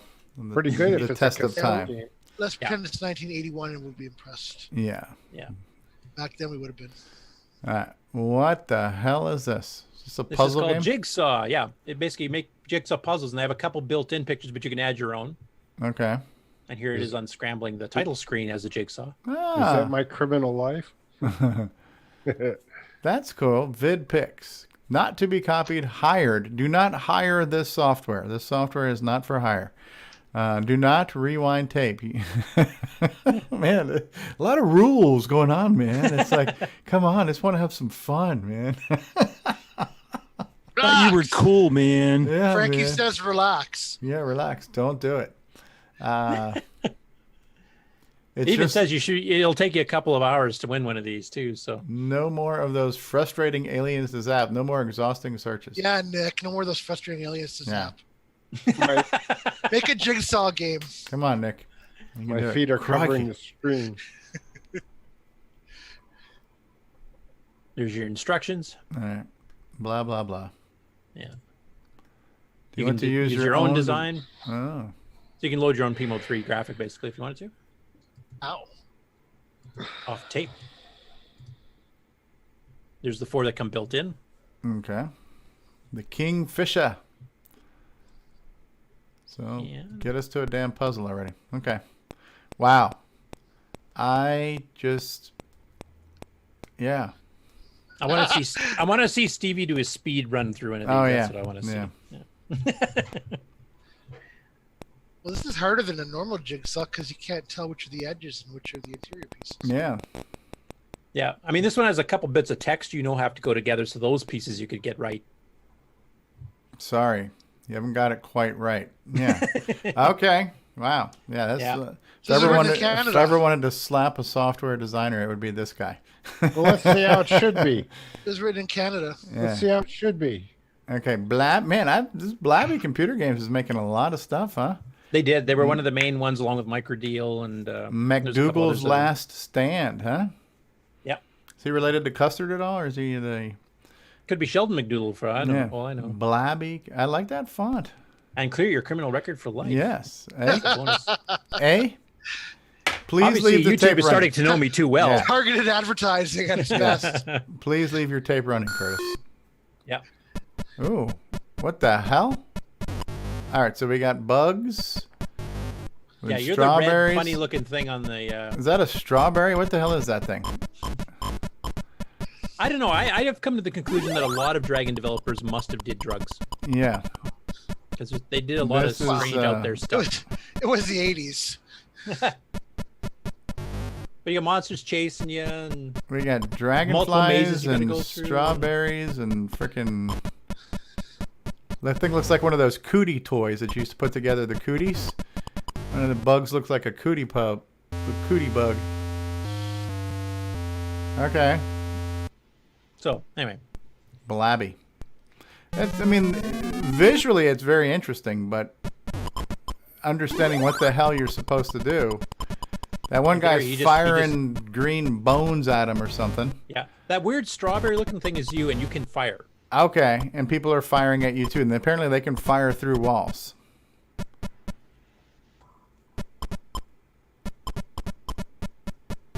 And you got to kind of be patient and wait, so you can't just jump out the corner and get run over right away. So you have to time it. I gotta say that the screen redraw is pretty quick, especially if this is in basic. I'm not sure if it's in basic or a hybrid. Okay. Yeah, it must be a hybrid. Like the gameplay part looks to be basic here, but the redrawing of screen, I'm sure he's got an ML routine. Yeah, I was gonna say that's pretty quick.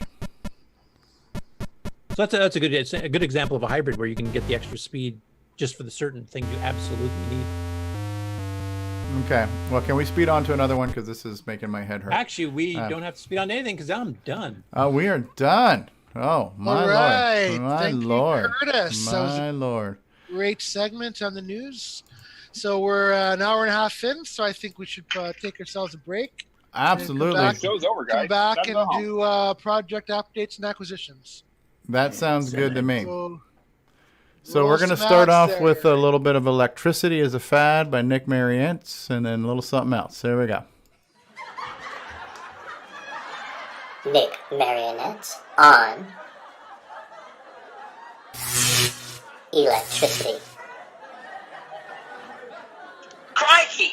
Electricity's a fad. The biggest market is with open flame. Brought to you by Nitrous 9, Ease of Use Edition. Hashtag OS9 Forever. And now, Coco Thoughts by Samuel Gimes.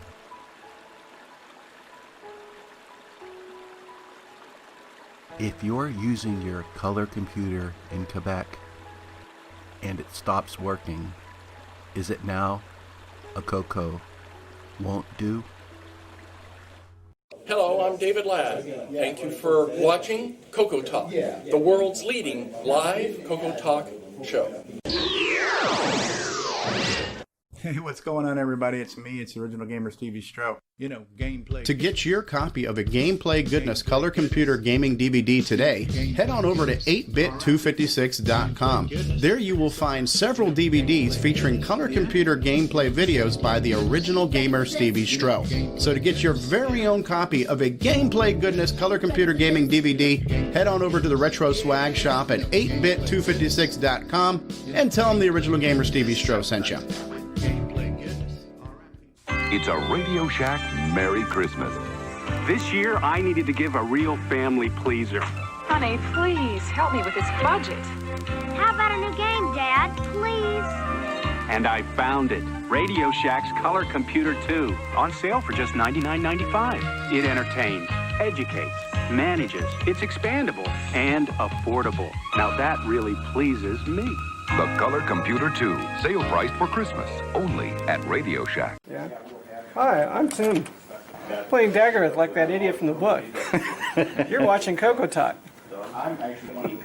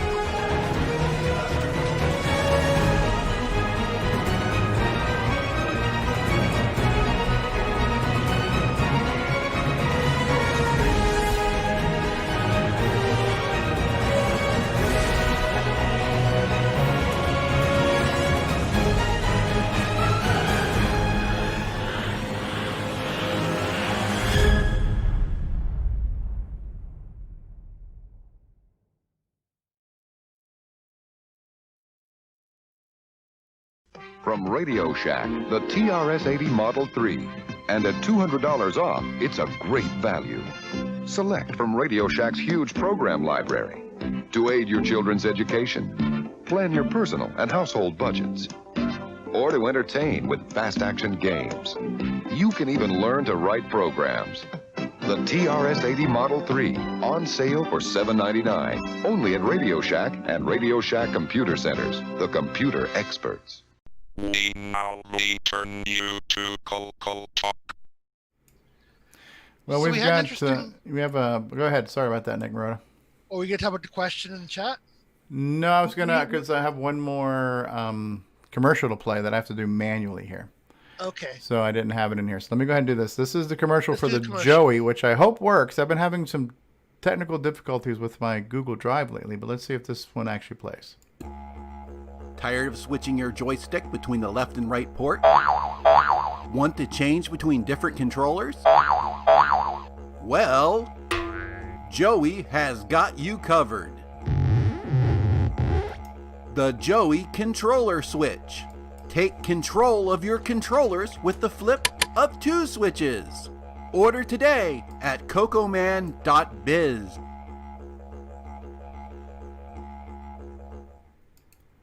All right. So there is a pre-order on Joey still going on until Monday. You save I think it's $5. It's until Monday if you want to order before then.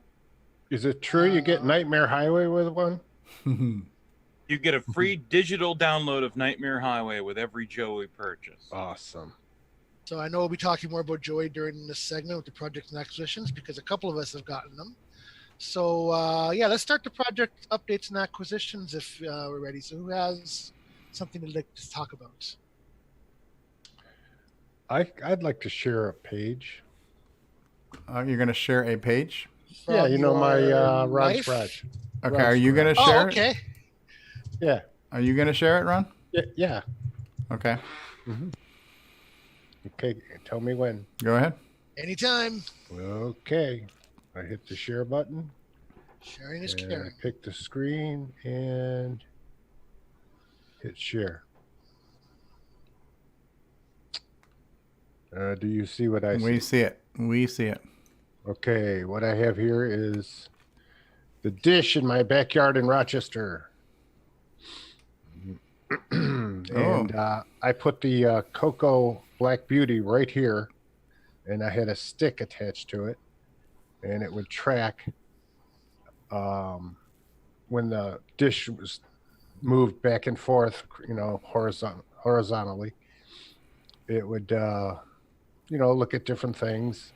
There's the Black Beauty with the stick on it, and It's like a mop handle or and something. this is my programming expertise here, and Yeah, I didn't know you programmed. and that's what I used. Now that's naturally fast, but the idea is I could not see that dish from my little basement cubbyhole. You look out the window, you could see part of it, but you couldn't tell where it was oriented. And my problem was on the controller, it would scan back and forth, and I'd pick up different channels and stuff. But if it went too far, it would lock up, and I'd have to go outside, go to the dish, and push it back. But at the same time, I'd have to have somebody on the inside push the button to move it so it would go back into sync again, you know? So it was a real pain in the butt. So I come up with this idea so it would never do that anymore. So if I knew that little red button or little red cursor would go all the way over to the far side, I wouldn't go any further. And I knew it wasn't going to hang up. And it was great until I ran over the cable with the lawnmower.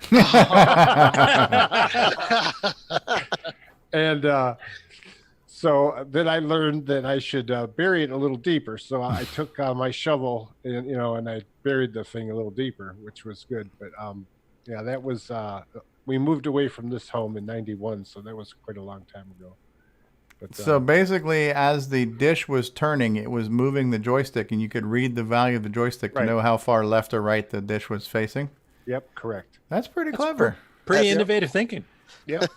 What I did was I looked in the manual, and it said you can read the values of the, you know, the joystick.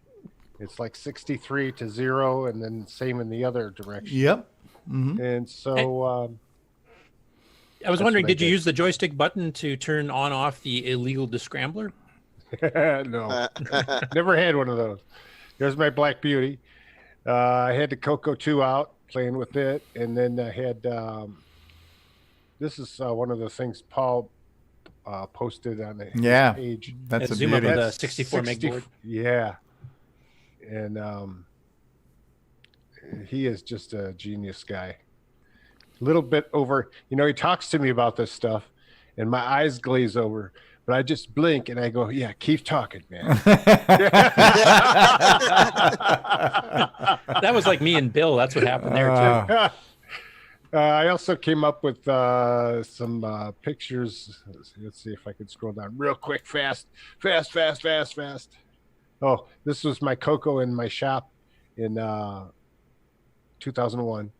I had my CoCo 3 set up next to my important stuff. And then you have that backwards, don't you? Yeah, here you go.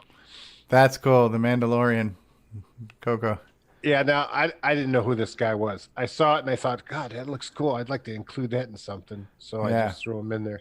And then I made this one here so it'll fit on the CoCo screen. That's neat. And that came with this one here, right there. 1983. So that's all I got. Back to the Future. So I'm gonna just keep coming up with this stuff until one sticks and they want to use it, they can use it. Yeah, it's fun. Neat. Okay, thanks, guys. Keep the hits coming. Keep That's them awesome. coming. I love the Back to the Future motif ones because it's my favorite series of movies. Absolutely. So that's excellent. All right, anybody else have anything to talk about? I have one quick thing I want to add. Yeah. Go ahead, Just Curtis. one quick thing. Go ahead, Curtis. Amigos Retro Gaming, John Schaller, nickname is Boat, just went live. I just got an email notification on their channel. He's actually doing Ed Snyder's composite upgrade on a CoCo 2. Live streaming, actually installing it and stuff and taking the CoCo apart and taking a look at the stuff. That's cool. So if you guys want to check that out afterwards on the recording, once it's up as a podcast, etc., then if you're interested in that kind of thing, go for it. Yeah, don't change the channel right now. We're still on. No, exactly. This is good. I'm gonna go through the list one by one. So Curtis, that's good. You good, Curtis? Yeah, that was it. Sorry, I don't mean to kick you off. On to real people now. Yeah. All right. Thanks, Curtis. Thanks a lot. Okay, Stevie, you have anything to talk about? Yes, I have a project update. So go ahead. So what did not get shown last week because Curtis really skimmed through my video. I had 3 updates, and you got to see. I figure we hear enough from you already, so why would I just prolong the one of the things that I did get that I'll show you guys again, but it's the Don and Kurt Inman, Rob Inman's uncle and cousin, assembly book. So this was sent to me by Dan Loyal, and I mentioned that, and I posted the video that they did. So he sent this because he saw us talking about it. Curtis mentioned this would be a good one to have. This one's in really good shape. It's very shiny. It's in good condition. So on top of that, too, this has now been scanned in the archive. That was the other question, because I think Mark Overholzer had one. He was going to consider figuring out how to scan it, or did I have to destroy it to scan it? But David Lord sacrificed his book to have it scanned. So this book is now in the Color Computer Archive, and I did make a posting about that on the mailing list, too, to let people know that this book is available. So if you want to get this one, it teaches you assembly on the CoCo, and it does focus on graphics and sound and making video games. So cool. So that is an update, and that is now available. Have you played with it? I have not looked at the book yet. No. Gotcha. So, looks like you filled in your room pretty good there, bud. Oh, yeah. So I got this today. Literally came in the mail today, but my Joey joystick controller is here. So this is the Joey, right? So you can switch between 2 sticks on 2 different ports and flip back and forth. Just came in. I've also got a special serial number here. It says this is serial number 9. And this is it's certified for use beyond level 1. So. Oh, wow. Those got some AI chips in there too then, eh? Yes. So those are, oops, I just screwed up my whole video here. Those are my main updates. Now let me go back to switching the screen. Okay. All right, excellent. Thank you, David. It looks like, Stevie, it looks like you put those beard seeds on your face. Oh, yeah. It's like a chia pet. Yes. Yeah, you add beer and hair grows. Yes. Okay, David, do you have anything for us? You're muted right now. Yeah. So on the mouse adapter, because I know a few people have been pestering me on that. The mouse adapter, the current prototype boards that I got actually quite a long time ago. I finally put one together. And so far, the newer design seems to be working. So now on to the next prototype board to try to clean up alignment. And we should be getting closer to a design that hopefully we can get out by Right. CoCoFest. I'm hoping. Awesome. Looking forward to that. Cool. I got a test product that works real good. What's that? The mouse adapter. Ah, okay.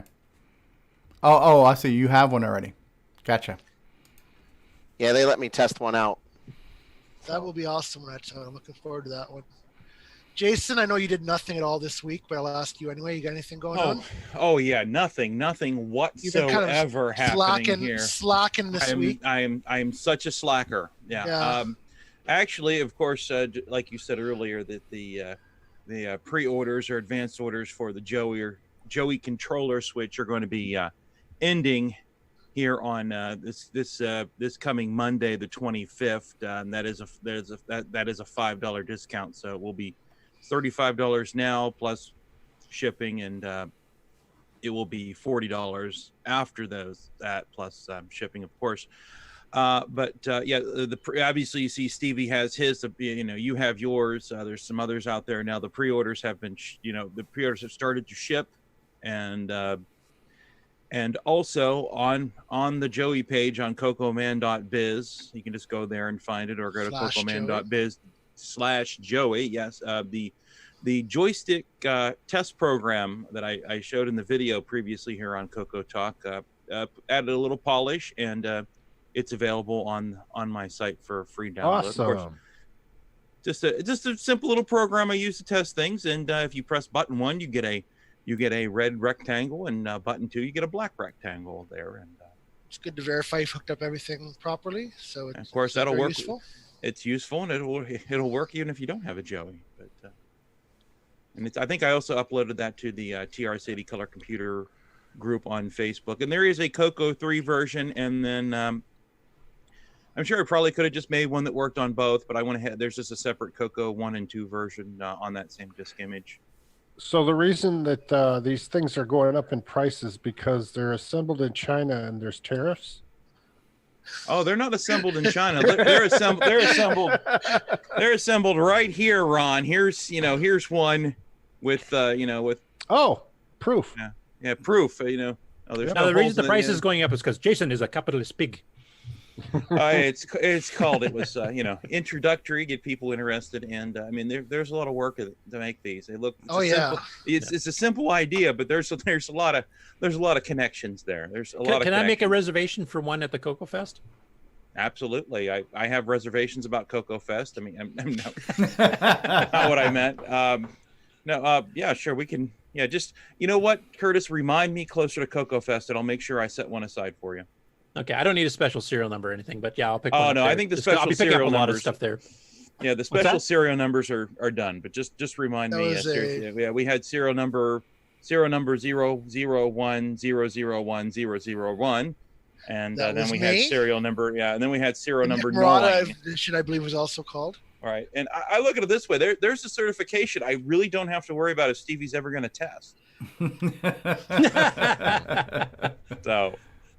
But just having fun with it. But that's it. That's it. That was just the joke labels, but no, there'll be some more going out here in the coming weeks, and so we're opening up to normal orders next week, and that's really all I have right now that I can think of. But a lot of other projects going on, and I'll probably have more stuff in the coming weeks to pass along. Do you think you'll have any other new announcements before the end of the year? I think so, and one thing I should mention is I did try this with a high resolution joystick adapter using Color Computer Artist, and I was able to get to all 4 corners of that screen where you're drawing in Color Computer Artist with the high res joystick interface. And it's a little awkward right now because of the it's not really set up for that, but it does work. And I guess you either could come up with some type of 5-pin extension, for the cassette port, or I may have something else coming. I'm going to try here in the coming days. And for the folks that want to use their high-res joystick interface on one of those ports, what I'm envisioning is, you have the 2 controller ports on the front, you have the left and the right, and maybe one of those could be dedicated to a high-res interface device, because you would have to completely unhook the high-res interface to use something that is not high-res through it, because it doesn't work right otherwise. I've found out and had suspected anyway. Okay, good to hear.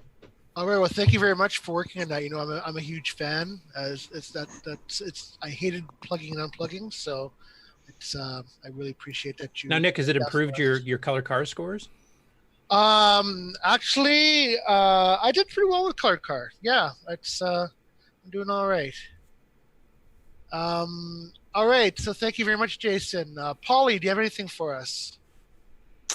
Yeah, I'm kind of working on quite a few demos of some game ideas I have to try and see what people want.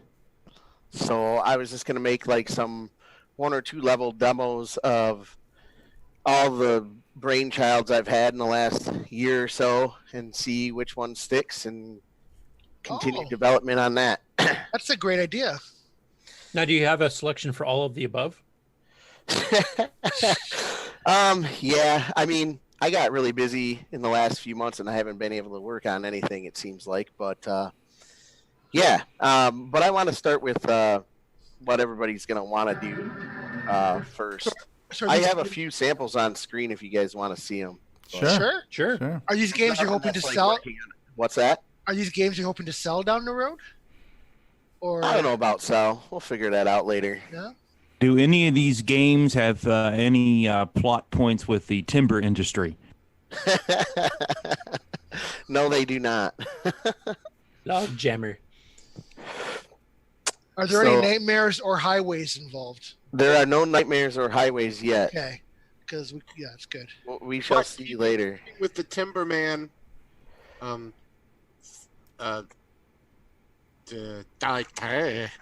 keeping with the Timberman motif, he is doing a game called Ron's Garage, where you have to empty Ron's garage while Ron is filling it. And you have that'd be kind of interesting. Yeah.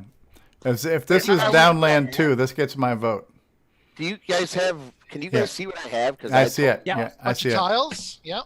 So there's the tile set and all of the sprites for Downland 2. Yep.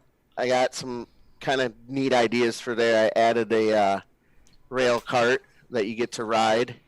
So that's kind of a cool little treat. Let me see what else I can. How do I change? Ken says Ron's garage game should be called Temple of Ron. Temple of Ron. I actually kind of like that idea. The Ron's garage one where you empty it. You could do like a Sudoku, or not Sudoku, but what's that warehouse game back in the day that they? Sokoban. Sokoban, yeah. But are we stealing from Ron, or does he want us to empty his? What are we looking at here? Top down. Yeah, so I had this game. I played a lot of Wolfenstein on travel recently. I was on business travel down to Florida, and I was playing a lot of Wolfenstein, and I thought maybe a top-down, like, espionage-type spy game, Metal Gear Solid type of thing would be kind of cool. So there's some sprites from that, and then some tile sets up above there. Some of the tiles I don't really like. The perspective's a little bit odd, and I'm not quite sure how I want it. Yeah, I'm not quite sure how I want it to be. Well, there was supposed to be, you were able to like latch on. Has anybody ever played like Tenchu Stealth Assassins? You can like attach yourself to a wall and kind of scoot along it so that you can peek around corners or whatever and kind of stealth assassin other folks. So that was kind of the idea of this perspective, is that you could attach yourself to any wall and kind of be sneaky or whatever. But I'm not sure if I like it. Okay. So, but there's that, and then the fighting game that you guys saw before, Faceless Warriors. I like that one. That was cool. It's pretty close to. I can actually start working on making the actual meat of the game now. So, anyway, yeah. My vote would be for Faceless Warriors and Downland 2, both of those. Are you still doing that Pico, whatever game it was, too? Pico Prod? Yeah. I kind of gave up on that one. Okay. I kind of lost interest.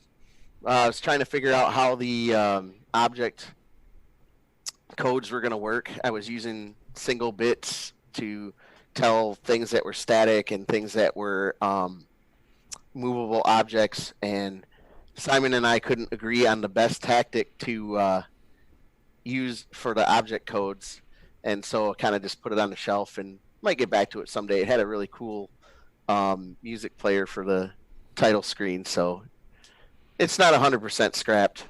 But and then can you guys see the Piskel screen? Yeah. So this is what I use to make sprites, and I highly recommend it to anybody who's looking to do some CoCo 3 work.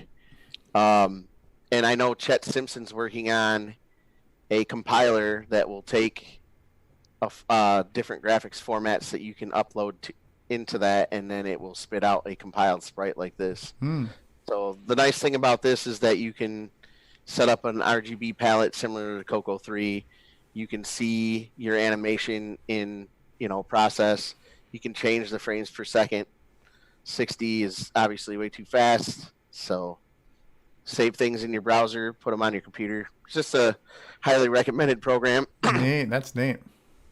I was developing a sprite compiler that was based on this, where you could edit the sprite, and it had a lot of similar tools to this.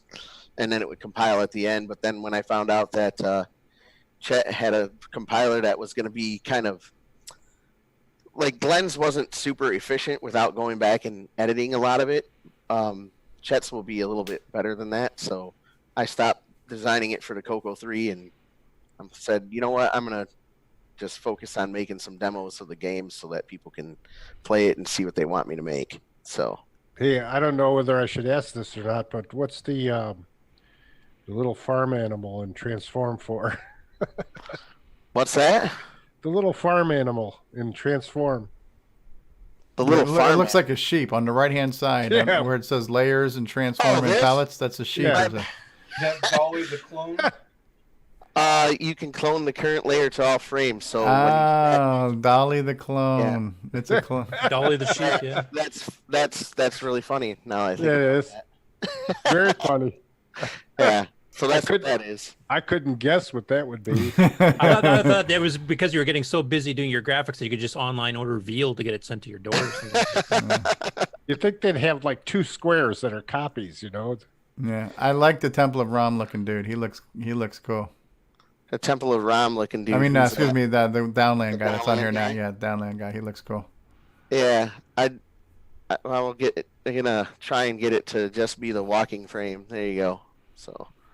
Yeah, so things are turning out all right. I just got all the sprites for Downland 2 compiled today while I was listening to everybody else talk. So I'm glad at least somebody on the show was productive. Yeah. What does Piskel stand for?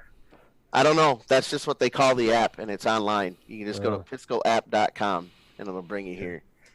And you can make animated sprites. It's pretty cool. It's probably a pissed off pickle. That's how Popeye says pistols. It'd be a pistol, right? Yeah. Well, you've already got an excitement for a Downfall 2. Downland 2? Yeah, I Downland did a couple years ago, too. I have a really hard time sticking with one project. So Paul, I think it's nice of you to enlist some input, but honestly, my suggestion would be make the game that you want to play. And people are going to like no matter what you do. But the problem sometimes is when you enlist community involvement, you get all this feature creep, and you get these committees and these camps, and you're the guy making the game. So screw everybody, make the game you want to make, and that's it. Do you? Yeah, I know. So here's the problem. I do have a question. Yeah. As long as it has a real-time clock, we're good. Yeah. Now, have you considered writing a game that involves dodging furniture on a highway? I actually have, yes. No, I'm just kidding. I haven't. That seems like a lame concept for a game. So Yeah. All right. Thank you. Nobody very would much. be silly enough to attempt that. So. Yeah, thank you. Thanks for the input, guys. Yeah, Thanks, yeah. Paulie. Yeah. But yeah, I definitely like the whole Downland 2 idea. That's a game I would definitely play and buy. And the same thing for that Faceless Warriors. From what I've seen from it, it looks like a quality product that we have not seen yet on the CoCo. So Cool. Yeah, that one's pretty close to completion. I could probably just shift over to that and get that done over the winter time is what I'm hoping. So, well, that's a good idea, Steve. Like I said, though, I want to play all of them that I have ideas for. All that games I want to play, so that's where I come up with my ideas from. So. Yeah, I hear you. If I could get some help programming, that'd be the next thing. That would be amazing. But Simon helps a lot. But all right. Anyway, that's enough for me. Thank you, Paulie. Thanks, Paul Thayer. We appreciate you. Okay, so John Lowry just joined us. John, we're just doing updates and acquisitions. Do you have anything you'd like to share with us? Nope. Just got home, was doing a little running around, and thought I'd jump on and say hi. Awesome. Everybody. Just didn't want to skip you, just in case. I'm glad you joined us, though. Thank you. No, thank you. Thank you. You're too kind. Nick Marotta. Hey, get your own name. Well, you started off well. You got the Nick and the Mar. Then you just went off track after that. So. But you're close. You're close. You're close to perfection. Anything to talk to us? Anything to talk to us about, man? The only thing I've been working on is Gunstar, and I guess I can only announce that official coding for Gunstar is complete. All right. The main coding is all done. Good. Now it's a case of fine-tuning, little touch-ups here and there, game testing, and just getting it finalized. That is excellent news. Are you going to have a cheat code for Stevie to get to level 2? Or? Well, I did add the WIMP mode. So. Oh, okay. So what are you targeting currently for release date? Well, I'm CoCo just wondering Fest whether I should make it a CoCo Fest announcement, but that's still another 3-4 months away. Is Gun it's Galaxy April this year, I believe? Yeah, it's 5 months away. 5 months away. Is Gun Galaxy the next chapter? Oh, well, it's got to have a star at the end, so Pop Star, Gun Star, so maybe I don't know something. I else thought you with just star. go to Galaxy. Galaxy Star. What star? Well, Shit we were star. talking in chat last night that we'd love an update to Outhouse. So how about an Outhouse star? Yeah. Shite Star. Shite Star. Well, that's excellent news, Nick. Thank you very much for sharing that with us. It'll be an Australian-themed game called Croc Star. Croc Star. Croc Excellent. All right, Al Hartman, do you have anything to talk to us about? Sure. Recent acquisitions were I got from Carlos Camacho one of his CoCo 3 badges, which I like. Nice. And he sent a replacement warranty sticker. Oh, neat. So I can re-warranty my CoCo 3. Bring it back to Radio Shack if you had to. Yeah, it's like I'm sending jealous. girls to the Virgin Islands to get re-virgined. Ew. Never heard that one before. Go ahead. And my more recent acquisition, it arrived yesterday, and it's not on CoCo topic, but it's a Commodore 64 Mini. Oh, neat. Cool. Neat. I got one of those too that I have not played with yet. Yeah. They're on That's for the sale smaller windows, a little bit larger than the MC10 though, right? Yeah, it's wider, but it's the computer is so light. There are 3 weights screwed to the bottom of the case to give it heft. Wow. Well, I saw your post. You got a good deal on it. Yeah, it was on sale at Amazon. I don't know if it still is. It might still be $29.99. Yeah, so for and that at that price, even though I'm cash poor, I couldn't resist. Yeah. The actual joystick on it is a really good quality 8-bit, like 8-directional stick that is USB based, so you could use it on an emulator or a PC or anything else too. So I really. Well, yeah, the later one is improved. The original models of the Mini had a really crappy version of the joystick. Okay, no, I like the joystick that came with it. Hey, those the newer ones have the newer joystick, and the C64 Maxi, the full-size version, which is basically a similar, not the exact same, because it has 4 USB ports, will be out next month in time for Christmas. I think that one comes with an optional pad too. It's called the C64 Maxi Pad. So yeah. Yeah, we had a bit of a discussion in Facebook about the C64 Mini, and yeah, if you know what you're doing, you can get a Raspberry Pi and blah blah blah. But I think the replicas are kind of cool. Well, you see, since this is basically an ARM-based mini, like a little tiny computer, I was wondering if someone couldn't port a Linux to it. It probably is a Linux that runs on it. Oh, and I'm sure. Put a CoCo emulator on it. Oh, I'm sure. Turn that into a neat CoCo Mini. Yeah, you could. Just Because play that's with what it is. It's basically a Linux box running a Linux box running an emulator. That just sounds so wrong, running a CoCo on a C64. Yeah. It feels dirty. Even $29 for a case is a good deal. Right? Yeah, absolutely. Yeah, it would be an improvement. Parafractic took one of those mini C64s and put it in a full-size C64 case. So you open up the C64 case, there's a mini C64. Oh, it's like those Russian dolls. Yeah. Yeah, he bought one of those. He bought an adapter called the Kira that he plugged into the USB port on the Mini, and then he could put a full-size Commodore keyboard on it through the Kira, and then the Kira also brought in regular Atari joysticks. Yeah, it actually does work. Yeah. Actually, Al, I forgot I wasn't supposed to ask you because of that Uke comment you made earlier. So. But thank you anyway for your update. I'm sure the others did. No, thank you, seriously. Take off, Nick. Yeah. Take off, Nick. Forget about it. Take off, Nick. Forget about it, man. Yeah, I said it 3 times this time. Thank you, Al. Brian Weezer, do you have anything to talk about? But were you done, Al? Did I cut you off? Oh, no, I'm here. Nope. I'm here. No, I was done. I was done. Okay. Just wanted to I want to listen to Brian. Okay, Brian, go ahead, man. Just a couple items here. Continuing to try to get a complete collection there. I added Math Bingo to the group there, so got to have that. And are you trying to get every cartridge actually? Trying. Yep. Oh, nice. Yep, working on it. So, and then also I got another game here. This is it's basic. It's more of the TRS-80, but it's the announcing computer games there. Oh, neat. Book there. It has like 26 different games in it. About the games average, I don't know, some through about maybe 100 to 150 lines long, so not terribly long. Was that and another one? No, it looks like TRS-80, like Model 1. Oh, Model 1, 3. Yep, okay. Yeah, maybe the TRS-80, but you know, this still has the basic programs in there, and you might be able to make them. Yeah, I'm sure they're very portable. Mm-hmm. Extremely, yeah. And then another book that kind of caught my eye. It was this Programming in Basic with Applications.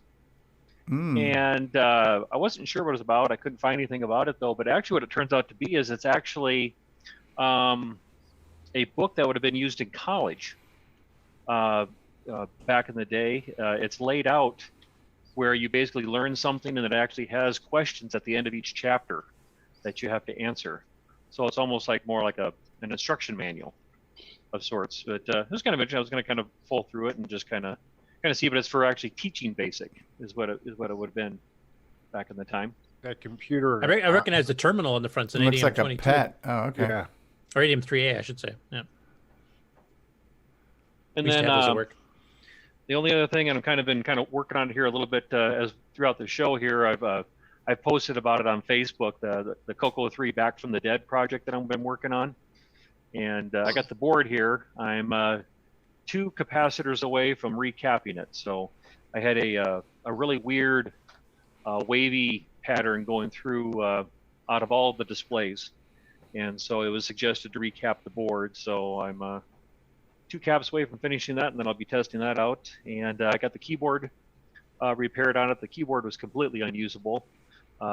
Keys would stick down. About half the keys didn't even work. I totally tore the keyboard apart. Had to repair a few traces on the Mylar.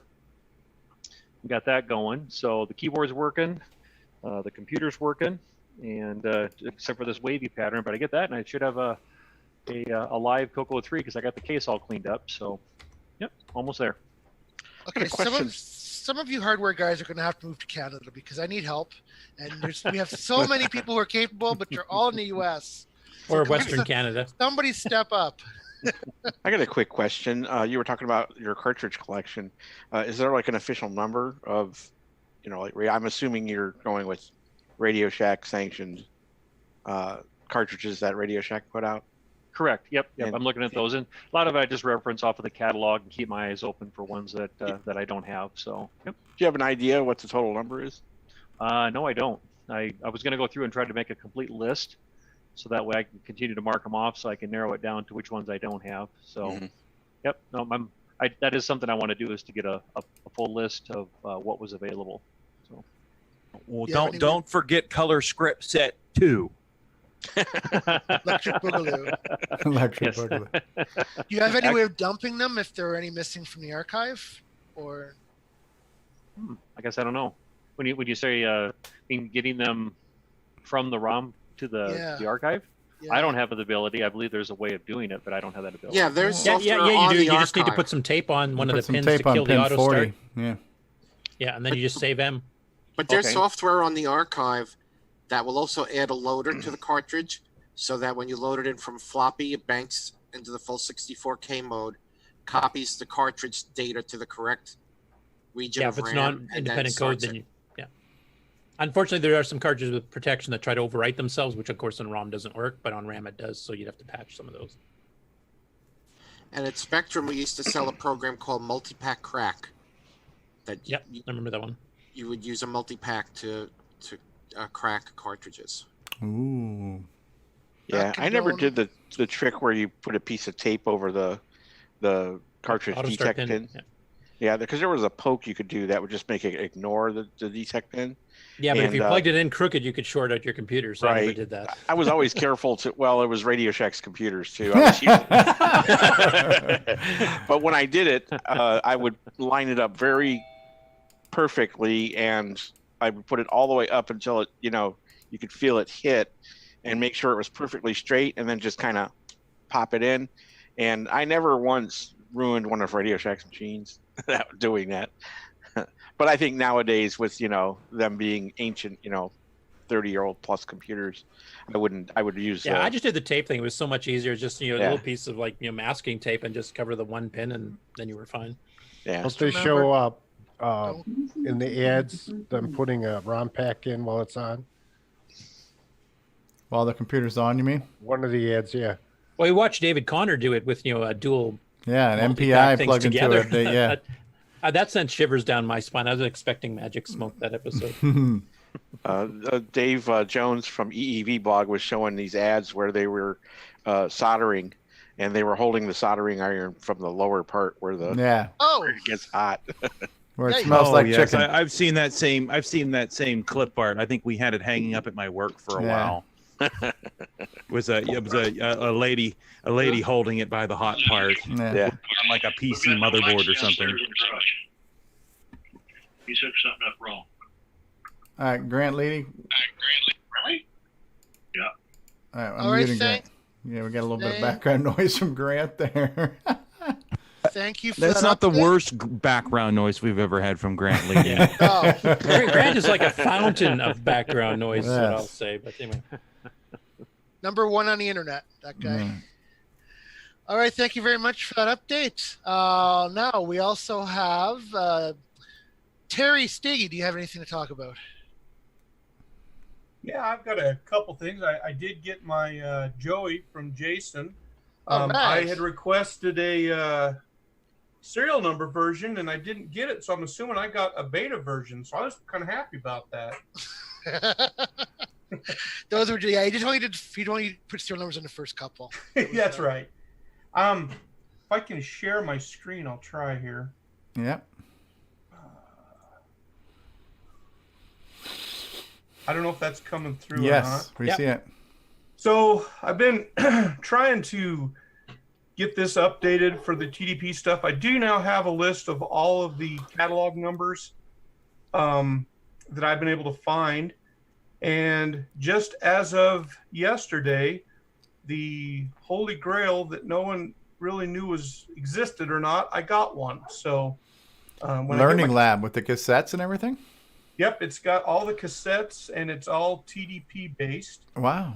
So this would be verified now. Yep, I got to edit the website. I've added a couple new things to the site. So as I get things photographed and documentation done, I'm going to add it to this database so you can actually see all the angles. And in addition to that, Rob Inman's been helping me with different advertisements and articles and stuff that we neat. Pertaining to it, as well as like I showed last week, that reference card. I got it scanned, so anybody wants to use it, they're welcome to. That's neat. I like how you got the colored blocks there in the actual colors. Yeah, I was kind of surprised how well that green, yellow, blue, red. Yeah, kind of cool to the right there. But anyway, that's the main stuff I've been working on. Mr. TDP. Cool. That is awesome. And I'll stop sharing. There we go. That's all right. Thank you for the update. That's great. And yeah, thanks, guys. So, Mark Bosley, do you have anything to talk about? He may be muted. So I think there's an update to OBS that caused him to not be able to stream today. Yeah. So. I was just going to mention he's even updating his OBS. He's got to update his NVIDIA drivers now too to get that thing to work. Yeah. Did Also, that. We can test it later. a few minutes ago, we were joined by Rick Adams. Rick, are you there? Legendary game designer Rick Adams. Legendary game designer, Temple of Rom. All right. I will assume he is not able to talk. You're muted, Nick or Rick. Yes. And I have the latest Joey and CoCo I can pull up too when we're done with updates, courtesy of DeBruce Moore. Rick, can you hear us? Come in, Rick. Commander Rick. He's still muted. His video looks good though. Well, we got a doorbell. Oh, it's great. Who is it? Ding dong. Avon calling.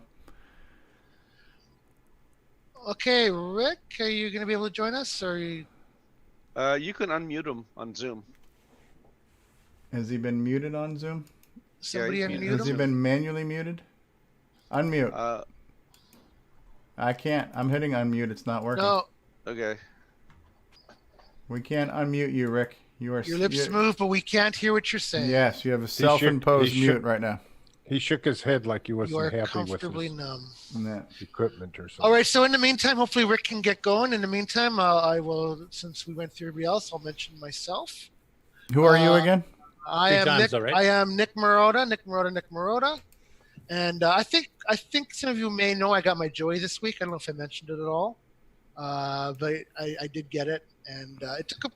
I'm in Canada. Took a little less than a week to get here from CoCo Man, which I thought was pretty good. Absolutely. And, yeah, it works fantastically. It's everything I wanted, so I can't say enough about it.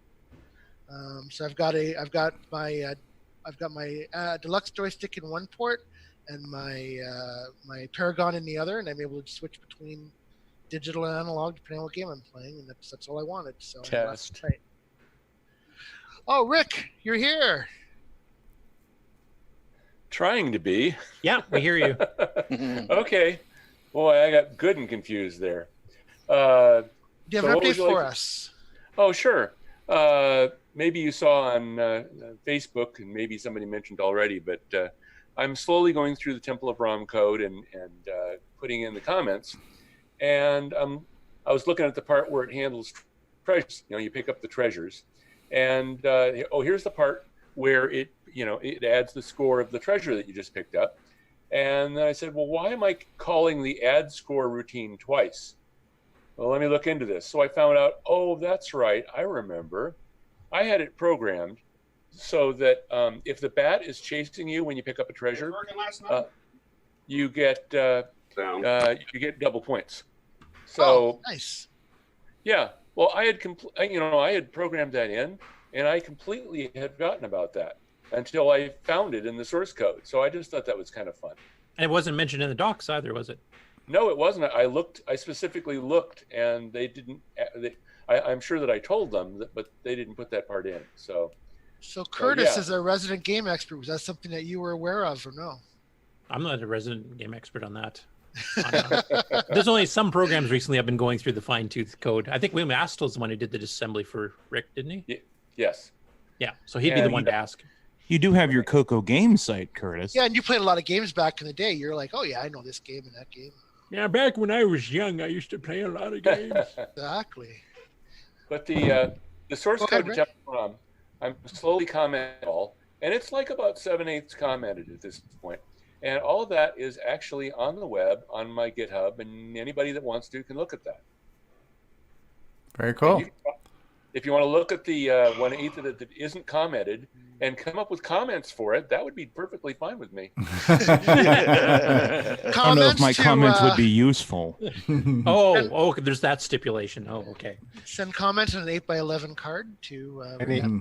And how is progress going on expanding the game, Rick? Oh, well, expanding the maze, that part at this point would be easy. So because it's easy, I'm not doing it. I'm just doing the hard part. I've added 2 monsters. I haven't added any further treasures. I kind of want to. The reason I'm looking at the treasure code right now is I'm thinking of altering it so to support keys and doors. So you pick up a key and now you can open a door. Neat. So that's not really implemented now. That's just sort of an idea in my mind. But that's the only major feature that I have to add before I'll call myself done.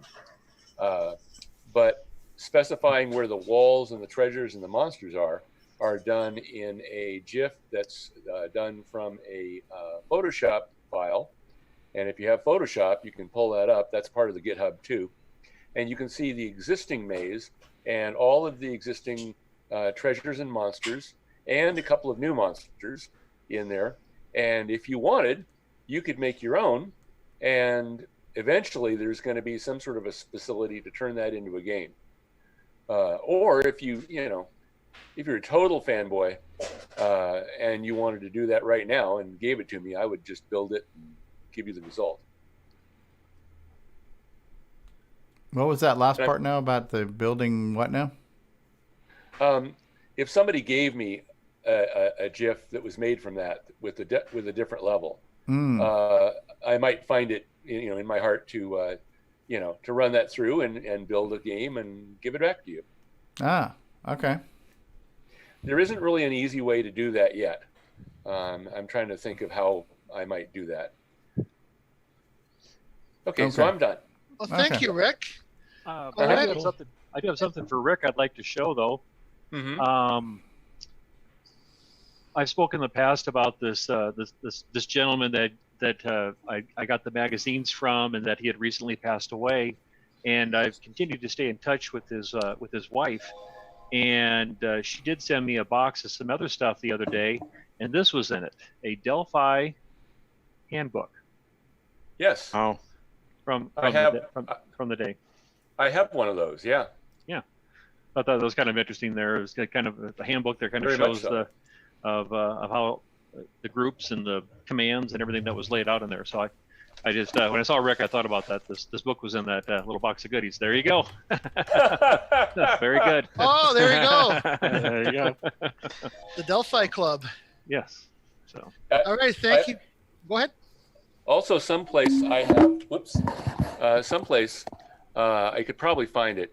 I have the Delphi. I can't remember what they called it, but it was like the Delphi yearbook, which had pictures of lots of Delphi people in it. Oh, interesting. So I might be able to find that. You never know. That'd be cool to scan in for the archive. Yeah. It would actually. You're right. Okay.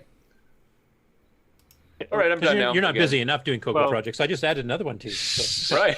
Well, Rick, is yours spiral bound? Yes. Okay, the one I have here is in a 3-ring binder, so I can take it out very easily, and I can scan that as a PDF very easily. Uh-huh.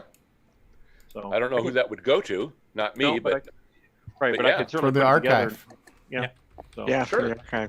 Is there a Delphi section starting to form in the archive there for the CoCo related stuff, or is it just on your site? Didn't Chet upload the Delphi archives? I think he uploaded Delphi, some of the CompuServe, and there was some BBS stuff from the list. I think he uploaded the database for it that Rick based his on. Who owns the archive? Guillaume Major. Yeah. Question. Well, I could certainly upload it there, and he would know the appropriate spot to put it. So Yeah, Mm-hmm. absolutely. Or create Okay. one if needed. And I put that database on the web at Delphi. It was at Delphi.rickadams.org, I think. Now I'm trying to pull that up right now and see. Yep, Delphi.rickadams.org. Yep. So you can live like we all lived back in the day. Yep. With our 300 baud modems. Speaking of the archive, I've uploaded a whole bunch of my pictures that I've collected over time to Mr. Major, and he's going to put them up there. No, neat. There's like Color Max pictures and Coco Max, that type of No, stuff? they're all BMPs with BINs of the Sockmaster high color, the high color stuff. Right. All kinds of them.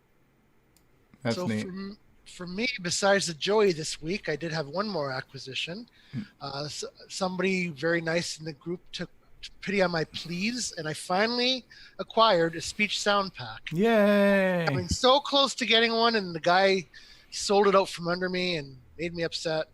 Somebody else stepped in and said, I've got one for you. So I got it, and it's working, and I played Waterfall with it, and it's so awesome.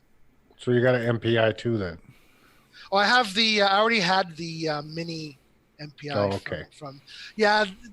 This guy was selling an actual MPI as well, which would have been okay. I wasn't really, if I got one, that'd be great, but I was really wanting a speech sound pack. And this guy was selling the speech sound pack, the MPI, and another Orchestra 90 for a ridiculously low price. And I think he caught on that it was a ridiculously low price because he relisted it at a more reasonable, higher price. More reasonable for him. For him. Now, And, Nick, did you ever get the chance to take a look inside your CoCo 2 to see if it's a socketed CPU or soldered? I did look at I started going through my dead CoCo 2 is socketed, so I've got renewed interest in maybe getting that back to life, and I haven't looked at my other CoCo 2 yet. Okay, because if you can get that one working again, those new 6309 games like Gauntlet and F-16 Assault all use the sound speech pack too, and you'll get the increased speed without the speech pack quitting working like a double speed CoCo and a CoCo 3 does. So. And the VDG is also socketed, which I assume would make CoCoVGA installation easy. Right. Possible, yeah. Yeah, depending on the board, yeah. So so I've yet to look through my other CoCo to see. Well, I've got two other CoCo 2s, and one is like the T1 chip, so I'm sure it wouldn't be socketed. Yeah, the one's soldered, I think. But I do have the other one, which was originally a standard machine that got extended at the factory. So that's old enough that it may. So I have to open that one up and see. And you got all those screwdrivers now from Mark Overholzer, so you should be able to do the upgrade easily. Screwdrivers at the yin yang, yep. So, wow. Hey, since we're talking about what do you call it, hardware, can I just share something real quick? Yeah. Okay. And go to this one, and then I hit share. Okay, what we're seeing here is I asked a question. Can you see it? Yeah. Yes. Okay. It was to Richard Lobrieski or whoever. I said, does anyone, does time have an effect on electronics besides capacitors? Do chips degrade with use? Is the speed of a used 6809 used for 30 plus years by is it any different than a new old stock chip? Has anyone thought of this as it being an issue? And does electricity running through a small silicon chip for years change anything? Just a thought. And I got all kinds of answers here. In fact, Al Hartman said that they used to sell what do you call them? Spectrum Projects used to sell a CPU cooler for the like a heatsink. CoCo 1.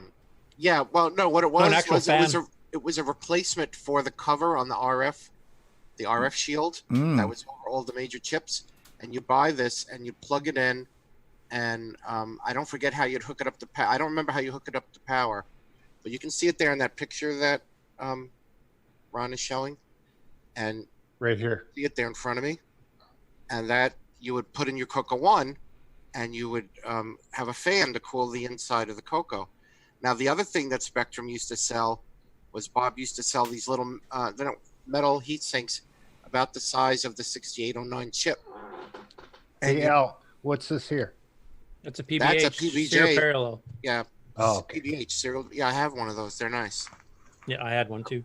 I run my Gemini 10X on that. Well, you had it right there. And look right behind you there. That is either a serial port switcher or it could be a joystick switcher. Bob sold both. The little metal fans were black anodized aluminum, and you put 2 dabs of super glue on each end of the chip and a little dab of heatsink compound in the center, and you'd stick that on the chip, and you would cool your SAM and your CPU and your PIAs. Neat, huh? But now you can buy on eBay small little heat sinks that are self-stick.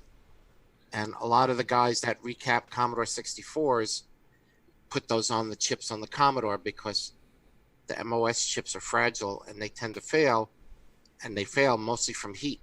So putting the heat sinks on the chips help if you increase the life. Oh, my phone's ringing. if you can get time and take a look at these VCF talks that Bill Hurd did, it's really interesting about how chips work and all. Neat. Very, very neat. And then there's all these responses to my question. It makes you learn a whole lot about Yeah, stuff. that seemed like that was a good topic. You got a lot of very engagements good. in it. So Yep. So check it out. That's it. Cool. I just Thanks, thought I'd Ron. share that. Yeah. Yep. No. You know, there really are no dumb questions. You just, if you don't ask it, you're never going to know. So, you know, anything that's curious to you, you might not be the only one who has a similar, you know. Yeah, thought. the only dumb question is silence, like not asking. Yeah, exactly. That's cool. Which is why I'm quiet all the time. Hey, before we forget, can I go ahead and pull up the Joey and CoCo thing for you guys? Yes. Just because I don't want to forget, and we can continue to talk about our updates and all kinds of stuff. So just hold on 1 second. I got to find how to get to my left screen. Left screen. Did Bruce actually announce the new Joey and CoCo? He or is did, he and he did in chat. Oh, okay. All right, can you guys see this? Yeah. Okay, so this was last week's Joey and CoCo. So we're gonna refresh your memory on that one, then we'll get to this week's, right? So last week it was number 7 called "You Didn't," right? And so this is Joey talking to CoCo. He says like, "So I put the tape, I pressed play and record." He's like, "Yep." Then type C save. That's a cool sound it makes. Yeah, it makes 2 tones that are 0s and 1s. Computer talk instead of music. And that was a pretty good discussion you guys had last week. I wasn't here when you got into that, but you got into the whole thing. And then in the background you hear his dad saying, "Anybody see my ABBA's Greatest Hits tape?" And then CoCo's like, "You didn't." Right? So that's a recap on last week's Joey and CoCo. That's number 7. Now new for today. That was number 6, I should say. Number 7, Joey and CoCo. It's called "Dad's Still Upset." So here we see Joey and CoCo. And Joey, I guess this is CoCo asking Joey, "Dad's still upset about recording over his ABBA tape?" And Joey's like, "Nah. And those blank Radio Shack tapes he gave me are totally tubular." Who says that? That's an 80s Who reference. says that, right? Now he's like, he must think that his CoCo is like Siri or Alexa because he's talking to her. He's like, "C-load tic-tac-toe. Gonna whoop you." And the CoCo starts loading his tape. He goes, "Bring it, pal." And here you see like the sound in the background there, the bree. And then in the last panel, Joey's like, "What's an I/O error?" And he's like, "You still have that program listing?" All right, so apparently whatever he's trying to load from tape didn't quite make it. So the trials and tribulations of loading off tape. I gotta say, I rather enjoy these. This is a neat new thing for the CoCo, CoCo content, and it is also it's been Nostalgic. somewhat, well, not only that, but it's been kind of discussion provoking as well, because you guys got into the whole discussion of how does the information actually get stored on the tape? Is it zeros and ones? Is it, is it this? Is it that? So it was kind of cool to hear you guys talk about that last week, on that. So there's the latest Joey and CoCo. Thank you, DeBruce Moore. And back to you, Nick Marotta, on your fantastic hosting job. Thank you. Yes, before I got my CoCo SDC and I was loading programs off through WAV file off the computer, it brought me back to those days of C load, please load, please load, please load, and get halfway through and bail out. And I was like, yeah, I remember the frustration well. So the struggle was real. It was. These kids today don't know. So, all right. Well, I know all about that with my I said these 3 kids 20-minute don't cassettes. Yeah. Yeah. Yes. All right. So that was, anybody else have anything else they'd like to add to this segment? Updates, acquisitions. All right. Anyone? Bueller. Looks like Jason is doing spelunking through the caves. Yeah.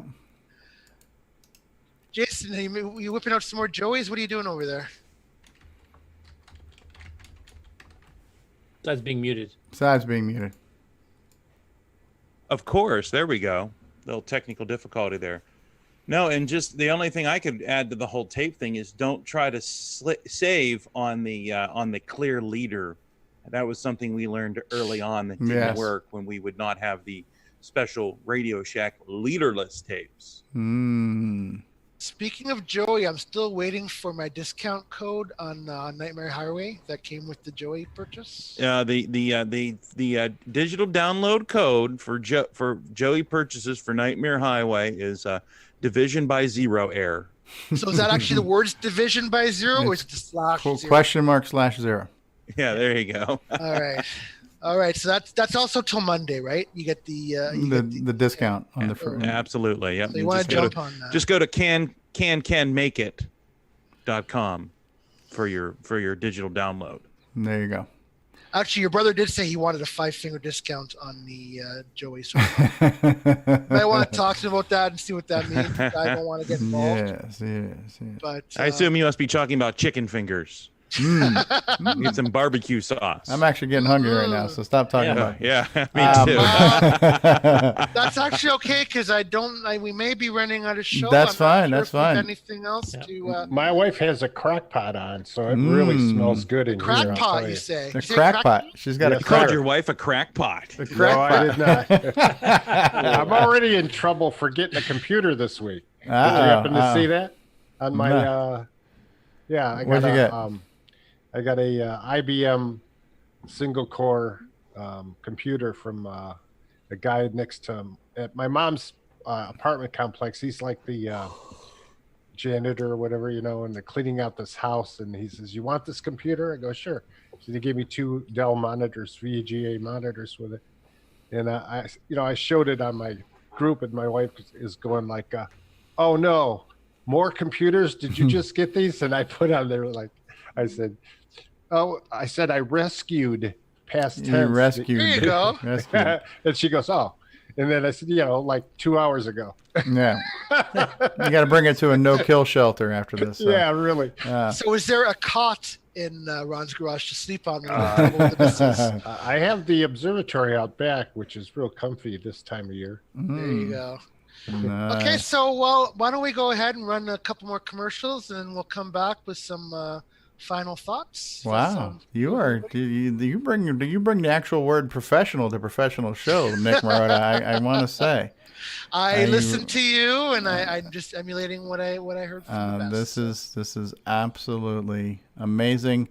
And in your honor, we will get a CoCo Wallaby and Fletcher in this triple play commercial block here. So, hi, it's Chris Boyle, part of the CoCoTALK crew of people. Hey everybody, this is Bill Noble, co-author of Nitrous 9. You are listening to CoCoTALK Live, the leading live CoCoTALK show. Good day, mates. This is Nick Marionettes author of such color computer titles as Donut Disaster, Rupert Rhymes, and Rockstar Pilot. And I am here today to tell you about the world's most fabulous operating system, OS 9. OS 9 and its current incarnation Nitrous 9 is the most advanced operating system ever created. And what makes it so good? Ease of use. I find OS 9 so incredibly intuitive that I haven't once cracked open the user manual. And yet I've been able to create such incredible games faster than the time it takes to sing Waltzing Matilda. Using OS 9, I expect my next game, Funstar, will be done this weekend and distributed exclusively on ROM cartridge. OS 9 forever. Any resemblance to actual events to persons living or dead is purely coincidental. Radio Shack has a great gift idea for the whole family. Fast action TV games, and they're on sale. Get this 6-game model for $29.95 or the 4-game model for $21.95. With rising entertainment cost, that's a real bargain. You play hockey, tennis, squash, and more. Easy to hook up and great family fun that lasts all year long. The sale price TV games. Only at Radio Shack, a Tandy company. Hi there, this is Mark Overholzer, and you're watching CoCoTALK, the world's leading weekly talk show where you can join in. Hey, come watch us and see what's happening in the world of Coco. CoCoTALK is brought to you in part by Placeblex Dietary Supplement. Placeblex, we think it works, so will you. Coco d'œuf, c'est le coq champignon, des micros et dans le pion. Pour le jeu, il n'y a pas d'appât, les études, c'est pas bizarre. L'expansion, il a ça, les commandes, tu vas ça. Notre Coco est contrôlable, pour tes cours, c'est bien serviable. Coco 2 de Radio Shack, ton affaire est dans le sac. Un ordinateur couleur qui a de la personnalité. Le Coco 2 de Radio Shack. On solde pour Noël à partir de 149,95. Coco 2 de Radio Shack, ton affaire est dans le sac, c'est toi et Coco 2.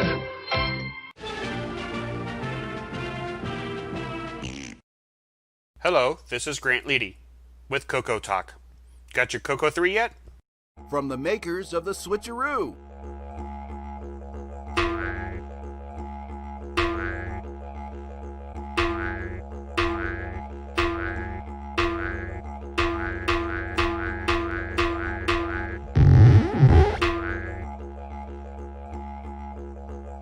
Wallaby cable, Color Computer 3 dual RGB cable.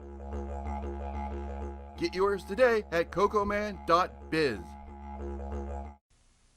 Fletcher, I don't need that report tomorrow. Great, JT. I need it tonight. But JT... Fletcher saved $300 on her office away from the office. Radio Shack's revolutionary Model 100 computer. It's a word processor, phone directory, and dialer. It even communicates with the office computer. Fletcher, how's that report? Fletcher. Radio Shack's Model 100. Save $300 and put it to work. You'll go far, Fletcher. You'll go far. And now, Coco Thoughts by Samuel Gimes. On holidays, Uncle JT would entertain us with stories of his business conquests and his assistant who would meet any deadline that he imposed, no matter how ridiculous. Well, until she shot him in the face, that is. Once again, our top story tonight, Uncle JT was shot in the face by a disgruntled employee. Wow. Things took a twisted, dark turn today on CoCoTALK. JT speaks through his throat. Oh my God, JT's been shot. All right, I found it. Yeah, that's right from the And 80s. where did you put a link to it anywhere, or? I can, but they run it. It's playing in Flash, so I don't know what we can do with it. Oh, all right. We'll save that for another day. Okay, I can play it. I've got it up. Oh, you want to share it? I can. Okay, so this is breaking news. Mark Bosley has found the Coco Do commercial in English. So What? Yeah. They actually They said say it couldn't be Coco done. 2? Let me get ready for that. There we go. They said it shouldn't be done, but yet it Wow, this is cool. Make it big. Make it real big. And we can't hear. Make sure you're sharing audio too. Make sure you're sharing audio too. You might need to was. rewind I hear an it. echo. Might need to. Have you seen Galaxy Quest, Ron? There we go. CoCo2's got personality, lots of practicality, fun, it's sensational, learn it's educational. CoCo2's expandable, so easily commandable. It's programmable, so term exam grammable. Just you and CoCo2 do what you want to do. CoCo2, the color computer with personality from Radio Shack. Sale price for Christmas. CoCo2, and it's actually called a CoCo. Do what you want to do, just use and CoCo2.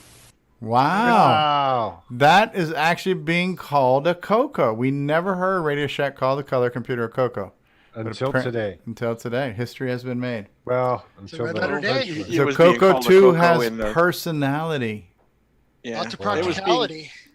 It was being called CoCo in the French version.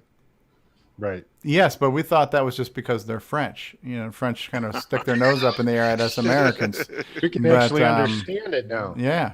Pardon me. CoCo2's got personality. Maybe we should play it technicality. again. I mean, the lyrics just roll right off the tongue. We need to Bruce Moore to do a modern remastered version of that. You and So- CoCo2. Yes. Can you give us the link to that? We'll share that out in the live chat. Personality. I have to wonder if that was technicality. originally written in French and then translated to English. Now we'll have to play them back to back. Yeah. I know in French they say fun is in the bag. They didn't translate that over to English or vice versa. So the words are different, as often happens between translations. Yes. We need to Some Bruce. things are I'd lost still in love- translation. Yeah. Isn't other languages put things back and forth? I mean, you know. Well, the Model Trash 1 was never really the Model 1. But And what was that on RadioShackCommercials.com or was it on RadioShackCatalogs.com? Which one was that? The catalogs. RadioShackCatalogs.com? Yeah, I tried to post on YouTube, but it says nope.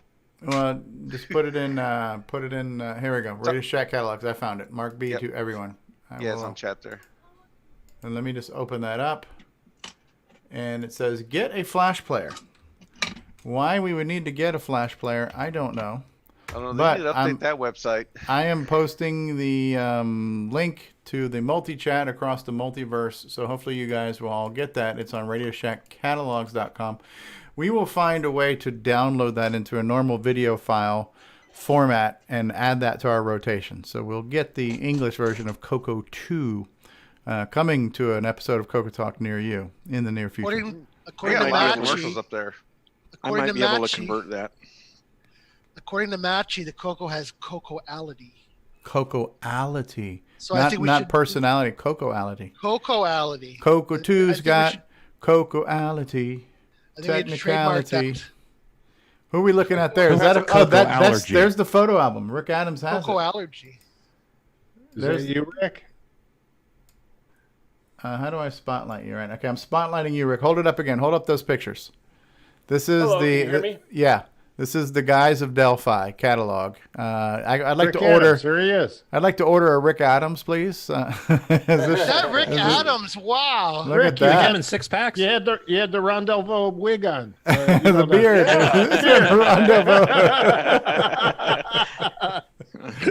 Oh, that is so cool. Oh, you haven't changed. The Delphi yearbook. Wow. Do you have any other CoCo personalities in there? I Or am Delphi? wondering about that. There's not a whole lot. There might be like Boise. I don't know. Let's see if it doesn't seem to be in any order. So I would have to CoCo2's got CoCoality, technicality, 6-bit DACA-ality. Yeah. Well, I'll have to look through it and see. But I don't. I'm just sort of randomly flipping through and not seeing anybody. So. Well, you made the cut. Yeah. Well, of course, yes. You're too Maybe you kind. need to turn the light up a little. Oh.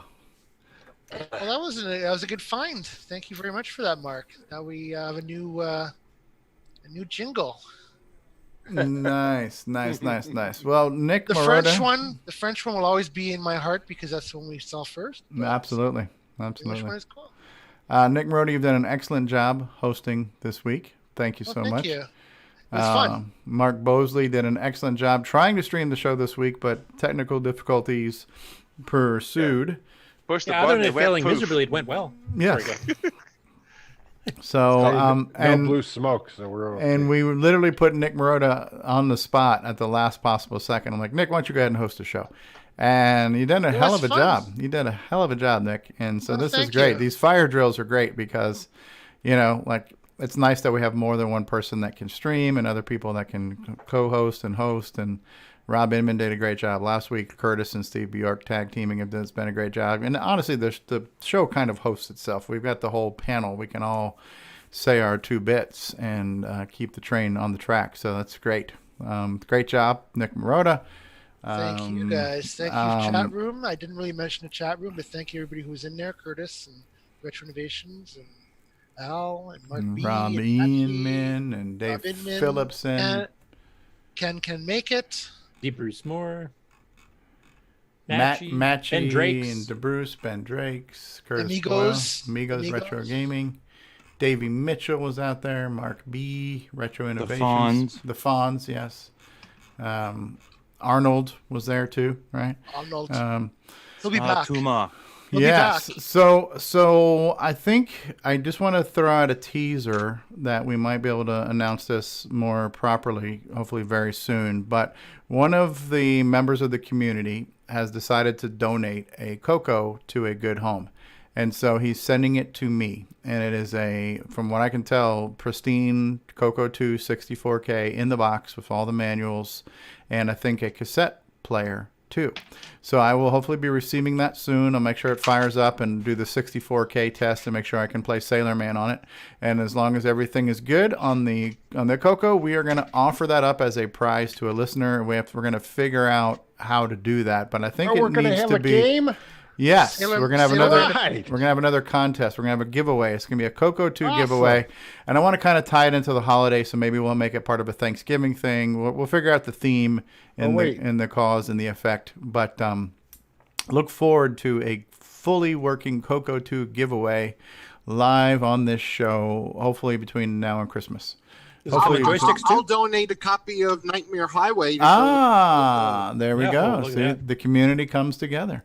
I love it. What would you do, DEUX, for a CoCo 2? What would you do for a CoCo 2? Yes. Does it come with joysticks, Stevie? I don't know. I haven't seen it yet. I just saw a couple of pictures.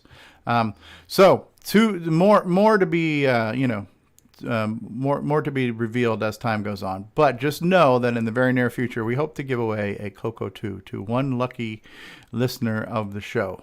And so we'll figure out what the contest is going to be. Some type of theme, like what are you thankful for Thanksgiving or something like that, So we will figure that part out. Are we ready to roll the credits and press the button here, Nick Marotta? I believe we are. Thank you guys so much for this opportunity. All right. Well, we're going to roll the closing credits, and then I guess we can come back, and Nick Marotta will go around the room and give us a chance to say our final parting thoughts. This concludes another episode of CoCoTALK, the world's leading live talk show featuring the Tandy Color Computer. For all things CoCoTALK, visit us on the web at CoCoTALK.live. We'd love to hear from you. Send feedback, suggestions, even segments via email to CoCoTALK@CoCoTALK.live. CoCoTALK is rocking the 8-bit world, keeping the Tandy flame alive. We may be mocked, but we'll never stop, 'cause CoCoTALK is rocking the 8-bit world.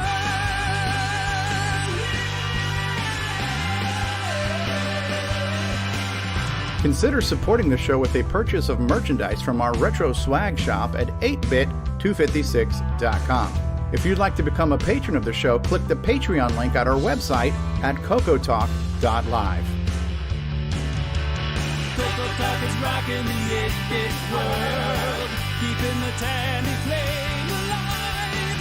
We may be mocked, but we'll never stop, 'cause CoCoTALK is rocking the 8-bit world. CoCoTALK would not exist without the community, its cast, crew, and contributors. Thanks go to Curtis Boyle, David Ladd, Mark Overholzer, Grant Leedy, Bruce Moore, Nick Marentes, Ron Delvaux, Rick Adams, Jason Reichert, Richard Lorbieski, Jim Brain, Tom C., Rob Inman, Mark Bosley, Brian Joyce, Ken Reichert, David O'Connor, Brian Weasler, Terry Steggy, Nick Marotta, John Strong, and many more, especially to Steve Bjork for production suggestions and James Diffendaffer for making my head explode.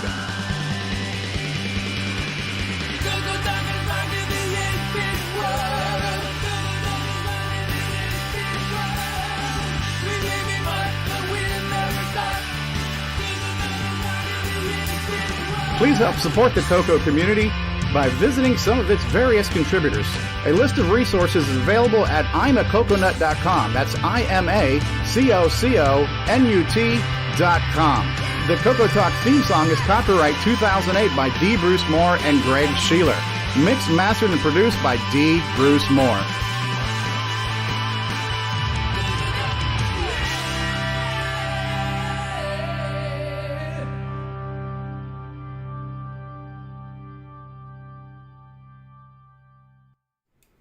I have to say, not only is Rick Adams a master programmer and designer, he's also a fantastic air guitar player. So anyway, thank you for. I guess I messed up a little bit the order of thank yous and goodbyes and that, but thank you all for being here. Any final thoughts we want to inflict on our poor audience before we leave? I want to ask, you guys ever play Madness in the Minotaur? Is that any good, the game? I mean, I had it on tape. Was it a text adventure? Yeah. Yes. Yeah, I vaguely remember it. I vaguely remember it. I don't think it sucked. I just don't have that many memories spending a lot of time on it. It was one that Spectral sold by themselves in '81, and then Tandy actually decided to license it from them. They sold it starting in '82. That was one we had back in the day. My brother played it more than I did. Well, I remember that one. It loaded into my 16K Model 1 CoCo, and it, perfectly loaded in, and I started playing it, and I thought to myself, geez, I can remember back in the day, one of my first tapes, trying it, and it actually loaded in. It was fun. Cool. I don't think there were any text adventures I actually finished. I finished some of the graphical ones, like the Black Sanctum and the those like that family of adventure games, but I never finished any text ones. I know we've talked about this, but that might be a fun live stream, like we get together and just kind of do a team playthrough on one of these games, kind of crowdsource it all, and we all chip in on our suggestions on what to do and where to go, and just kind of stream it and make it a fun, group experience. So I don't know, maybe tonight, and we can do live on the air text adventures at your own risk. Alcohol encouraged. Or maybe this Madness in the Minotaur would be good. Yeah, because honestly, I don't remember. I remember the game. I remember it had a cool load screen when it came up, Yeah. I remember there was some element of it where things happened where, like, most of the text games were kind of turn-based, where you could sit there at a prompt forever. But this one would actually have some real-time elements where things would kind of pop up on the screen. So if you just sat there, sometimes stuff would happen occasionally. So Keys of the Wizard did that too. Yeah. Another Spectral text adventure game. Okay, and I'm getting Rick Adams is sending the link for. I will go ahead and post that too in the live chat for the Temple of Ram update right now with the commented source code. So that's getting put out there in the chat for you guys to do. So yeah, maybe we could do that tonight. You never know if anybody's up for it. We could convene on Discord and talk about that. I'm up for it. I'd be happy to try it. I have no memories or experiences on it, so it'd actually be kind of an interesting, it'd be all new to me, so I'd be up for that. Madness in the Minotaur live. There actually was a Temple of Ram, but the problem is when you turn the computer off, the game was gone. I think Rick Adams had some experience with that. All right, anyone else for parting thoughts? We had a question from Ron DeVoe about Temple of Ram. Anyone? I'll take Nick Marotta to block. It was Madness in the Minotaur. Madness in the Minotaur. Yes, in the Minotaur. Whatever a Minotaur is. Is that a half bull, half man? Yes, it is. Yeah. I believe that bull was on the top and human bull on the top. Or okay, party business in the front, party in the back, or like a mullet. It's kind of like the mullet. So what kind of poop would you get? It's like a mullet with a bull, so you call it a bullet instead. Bull poop. We're looking for the famous favorite 4 words that Jason Reichert always tells us to do. Push the button, Frank. All right, say goodbye, everybody. Thank you to all the panelists and all the YouTube chatters, and goodbye. I thought it'd be fun. Thanks again, guys. Had fun. Say goodbye, Felicia. Bye, Felicia. Bye, Felicia.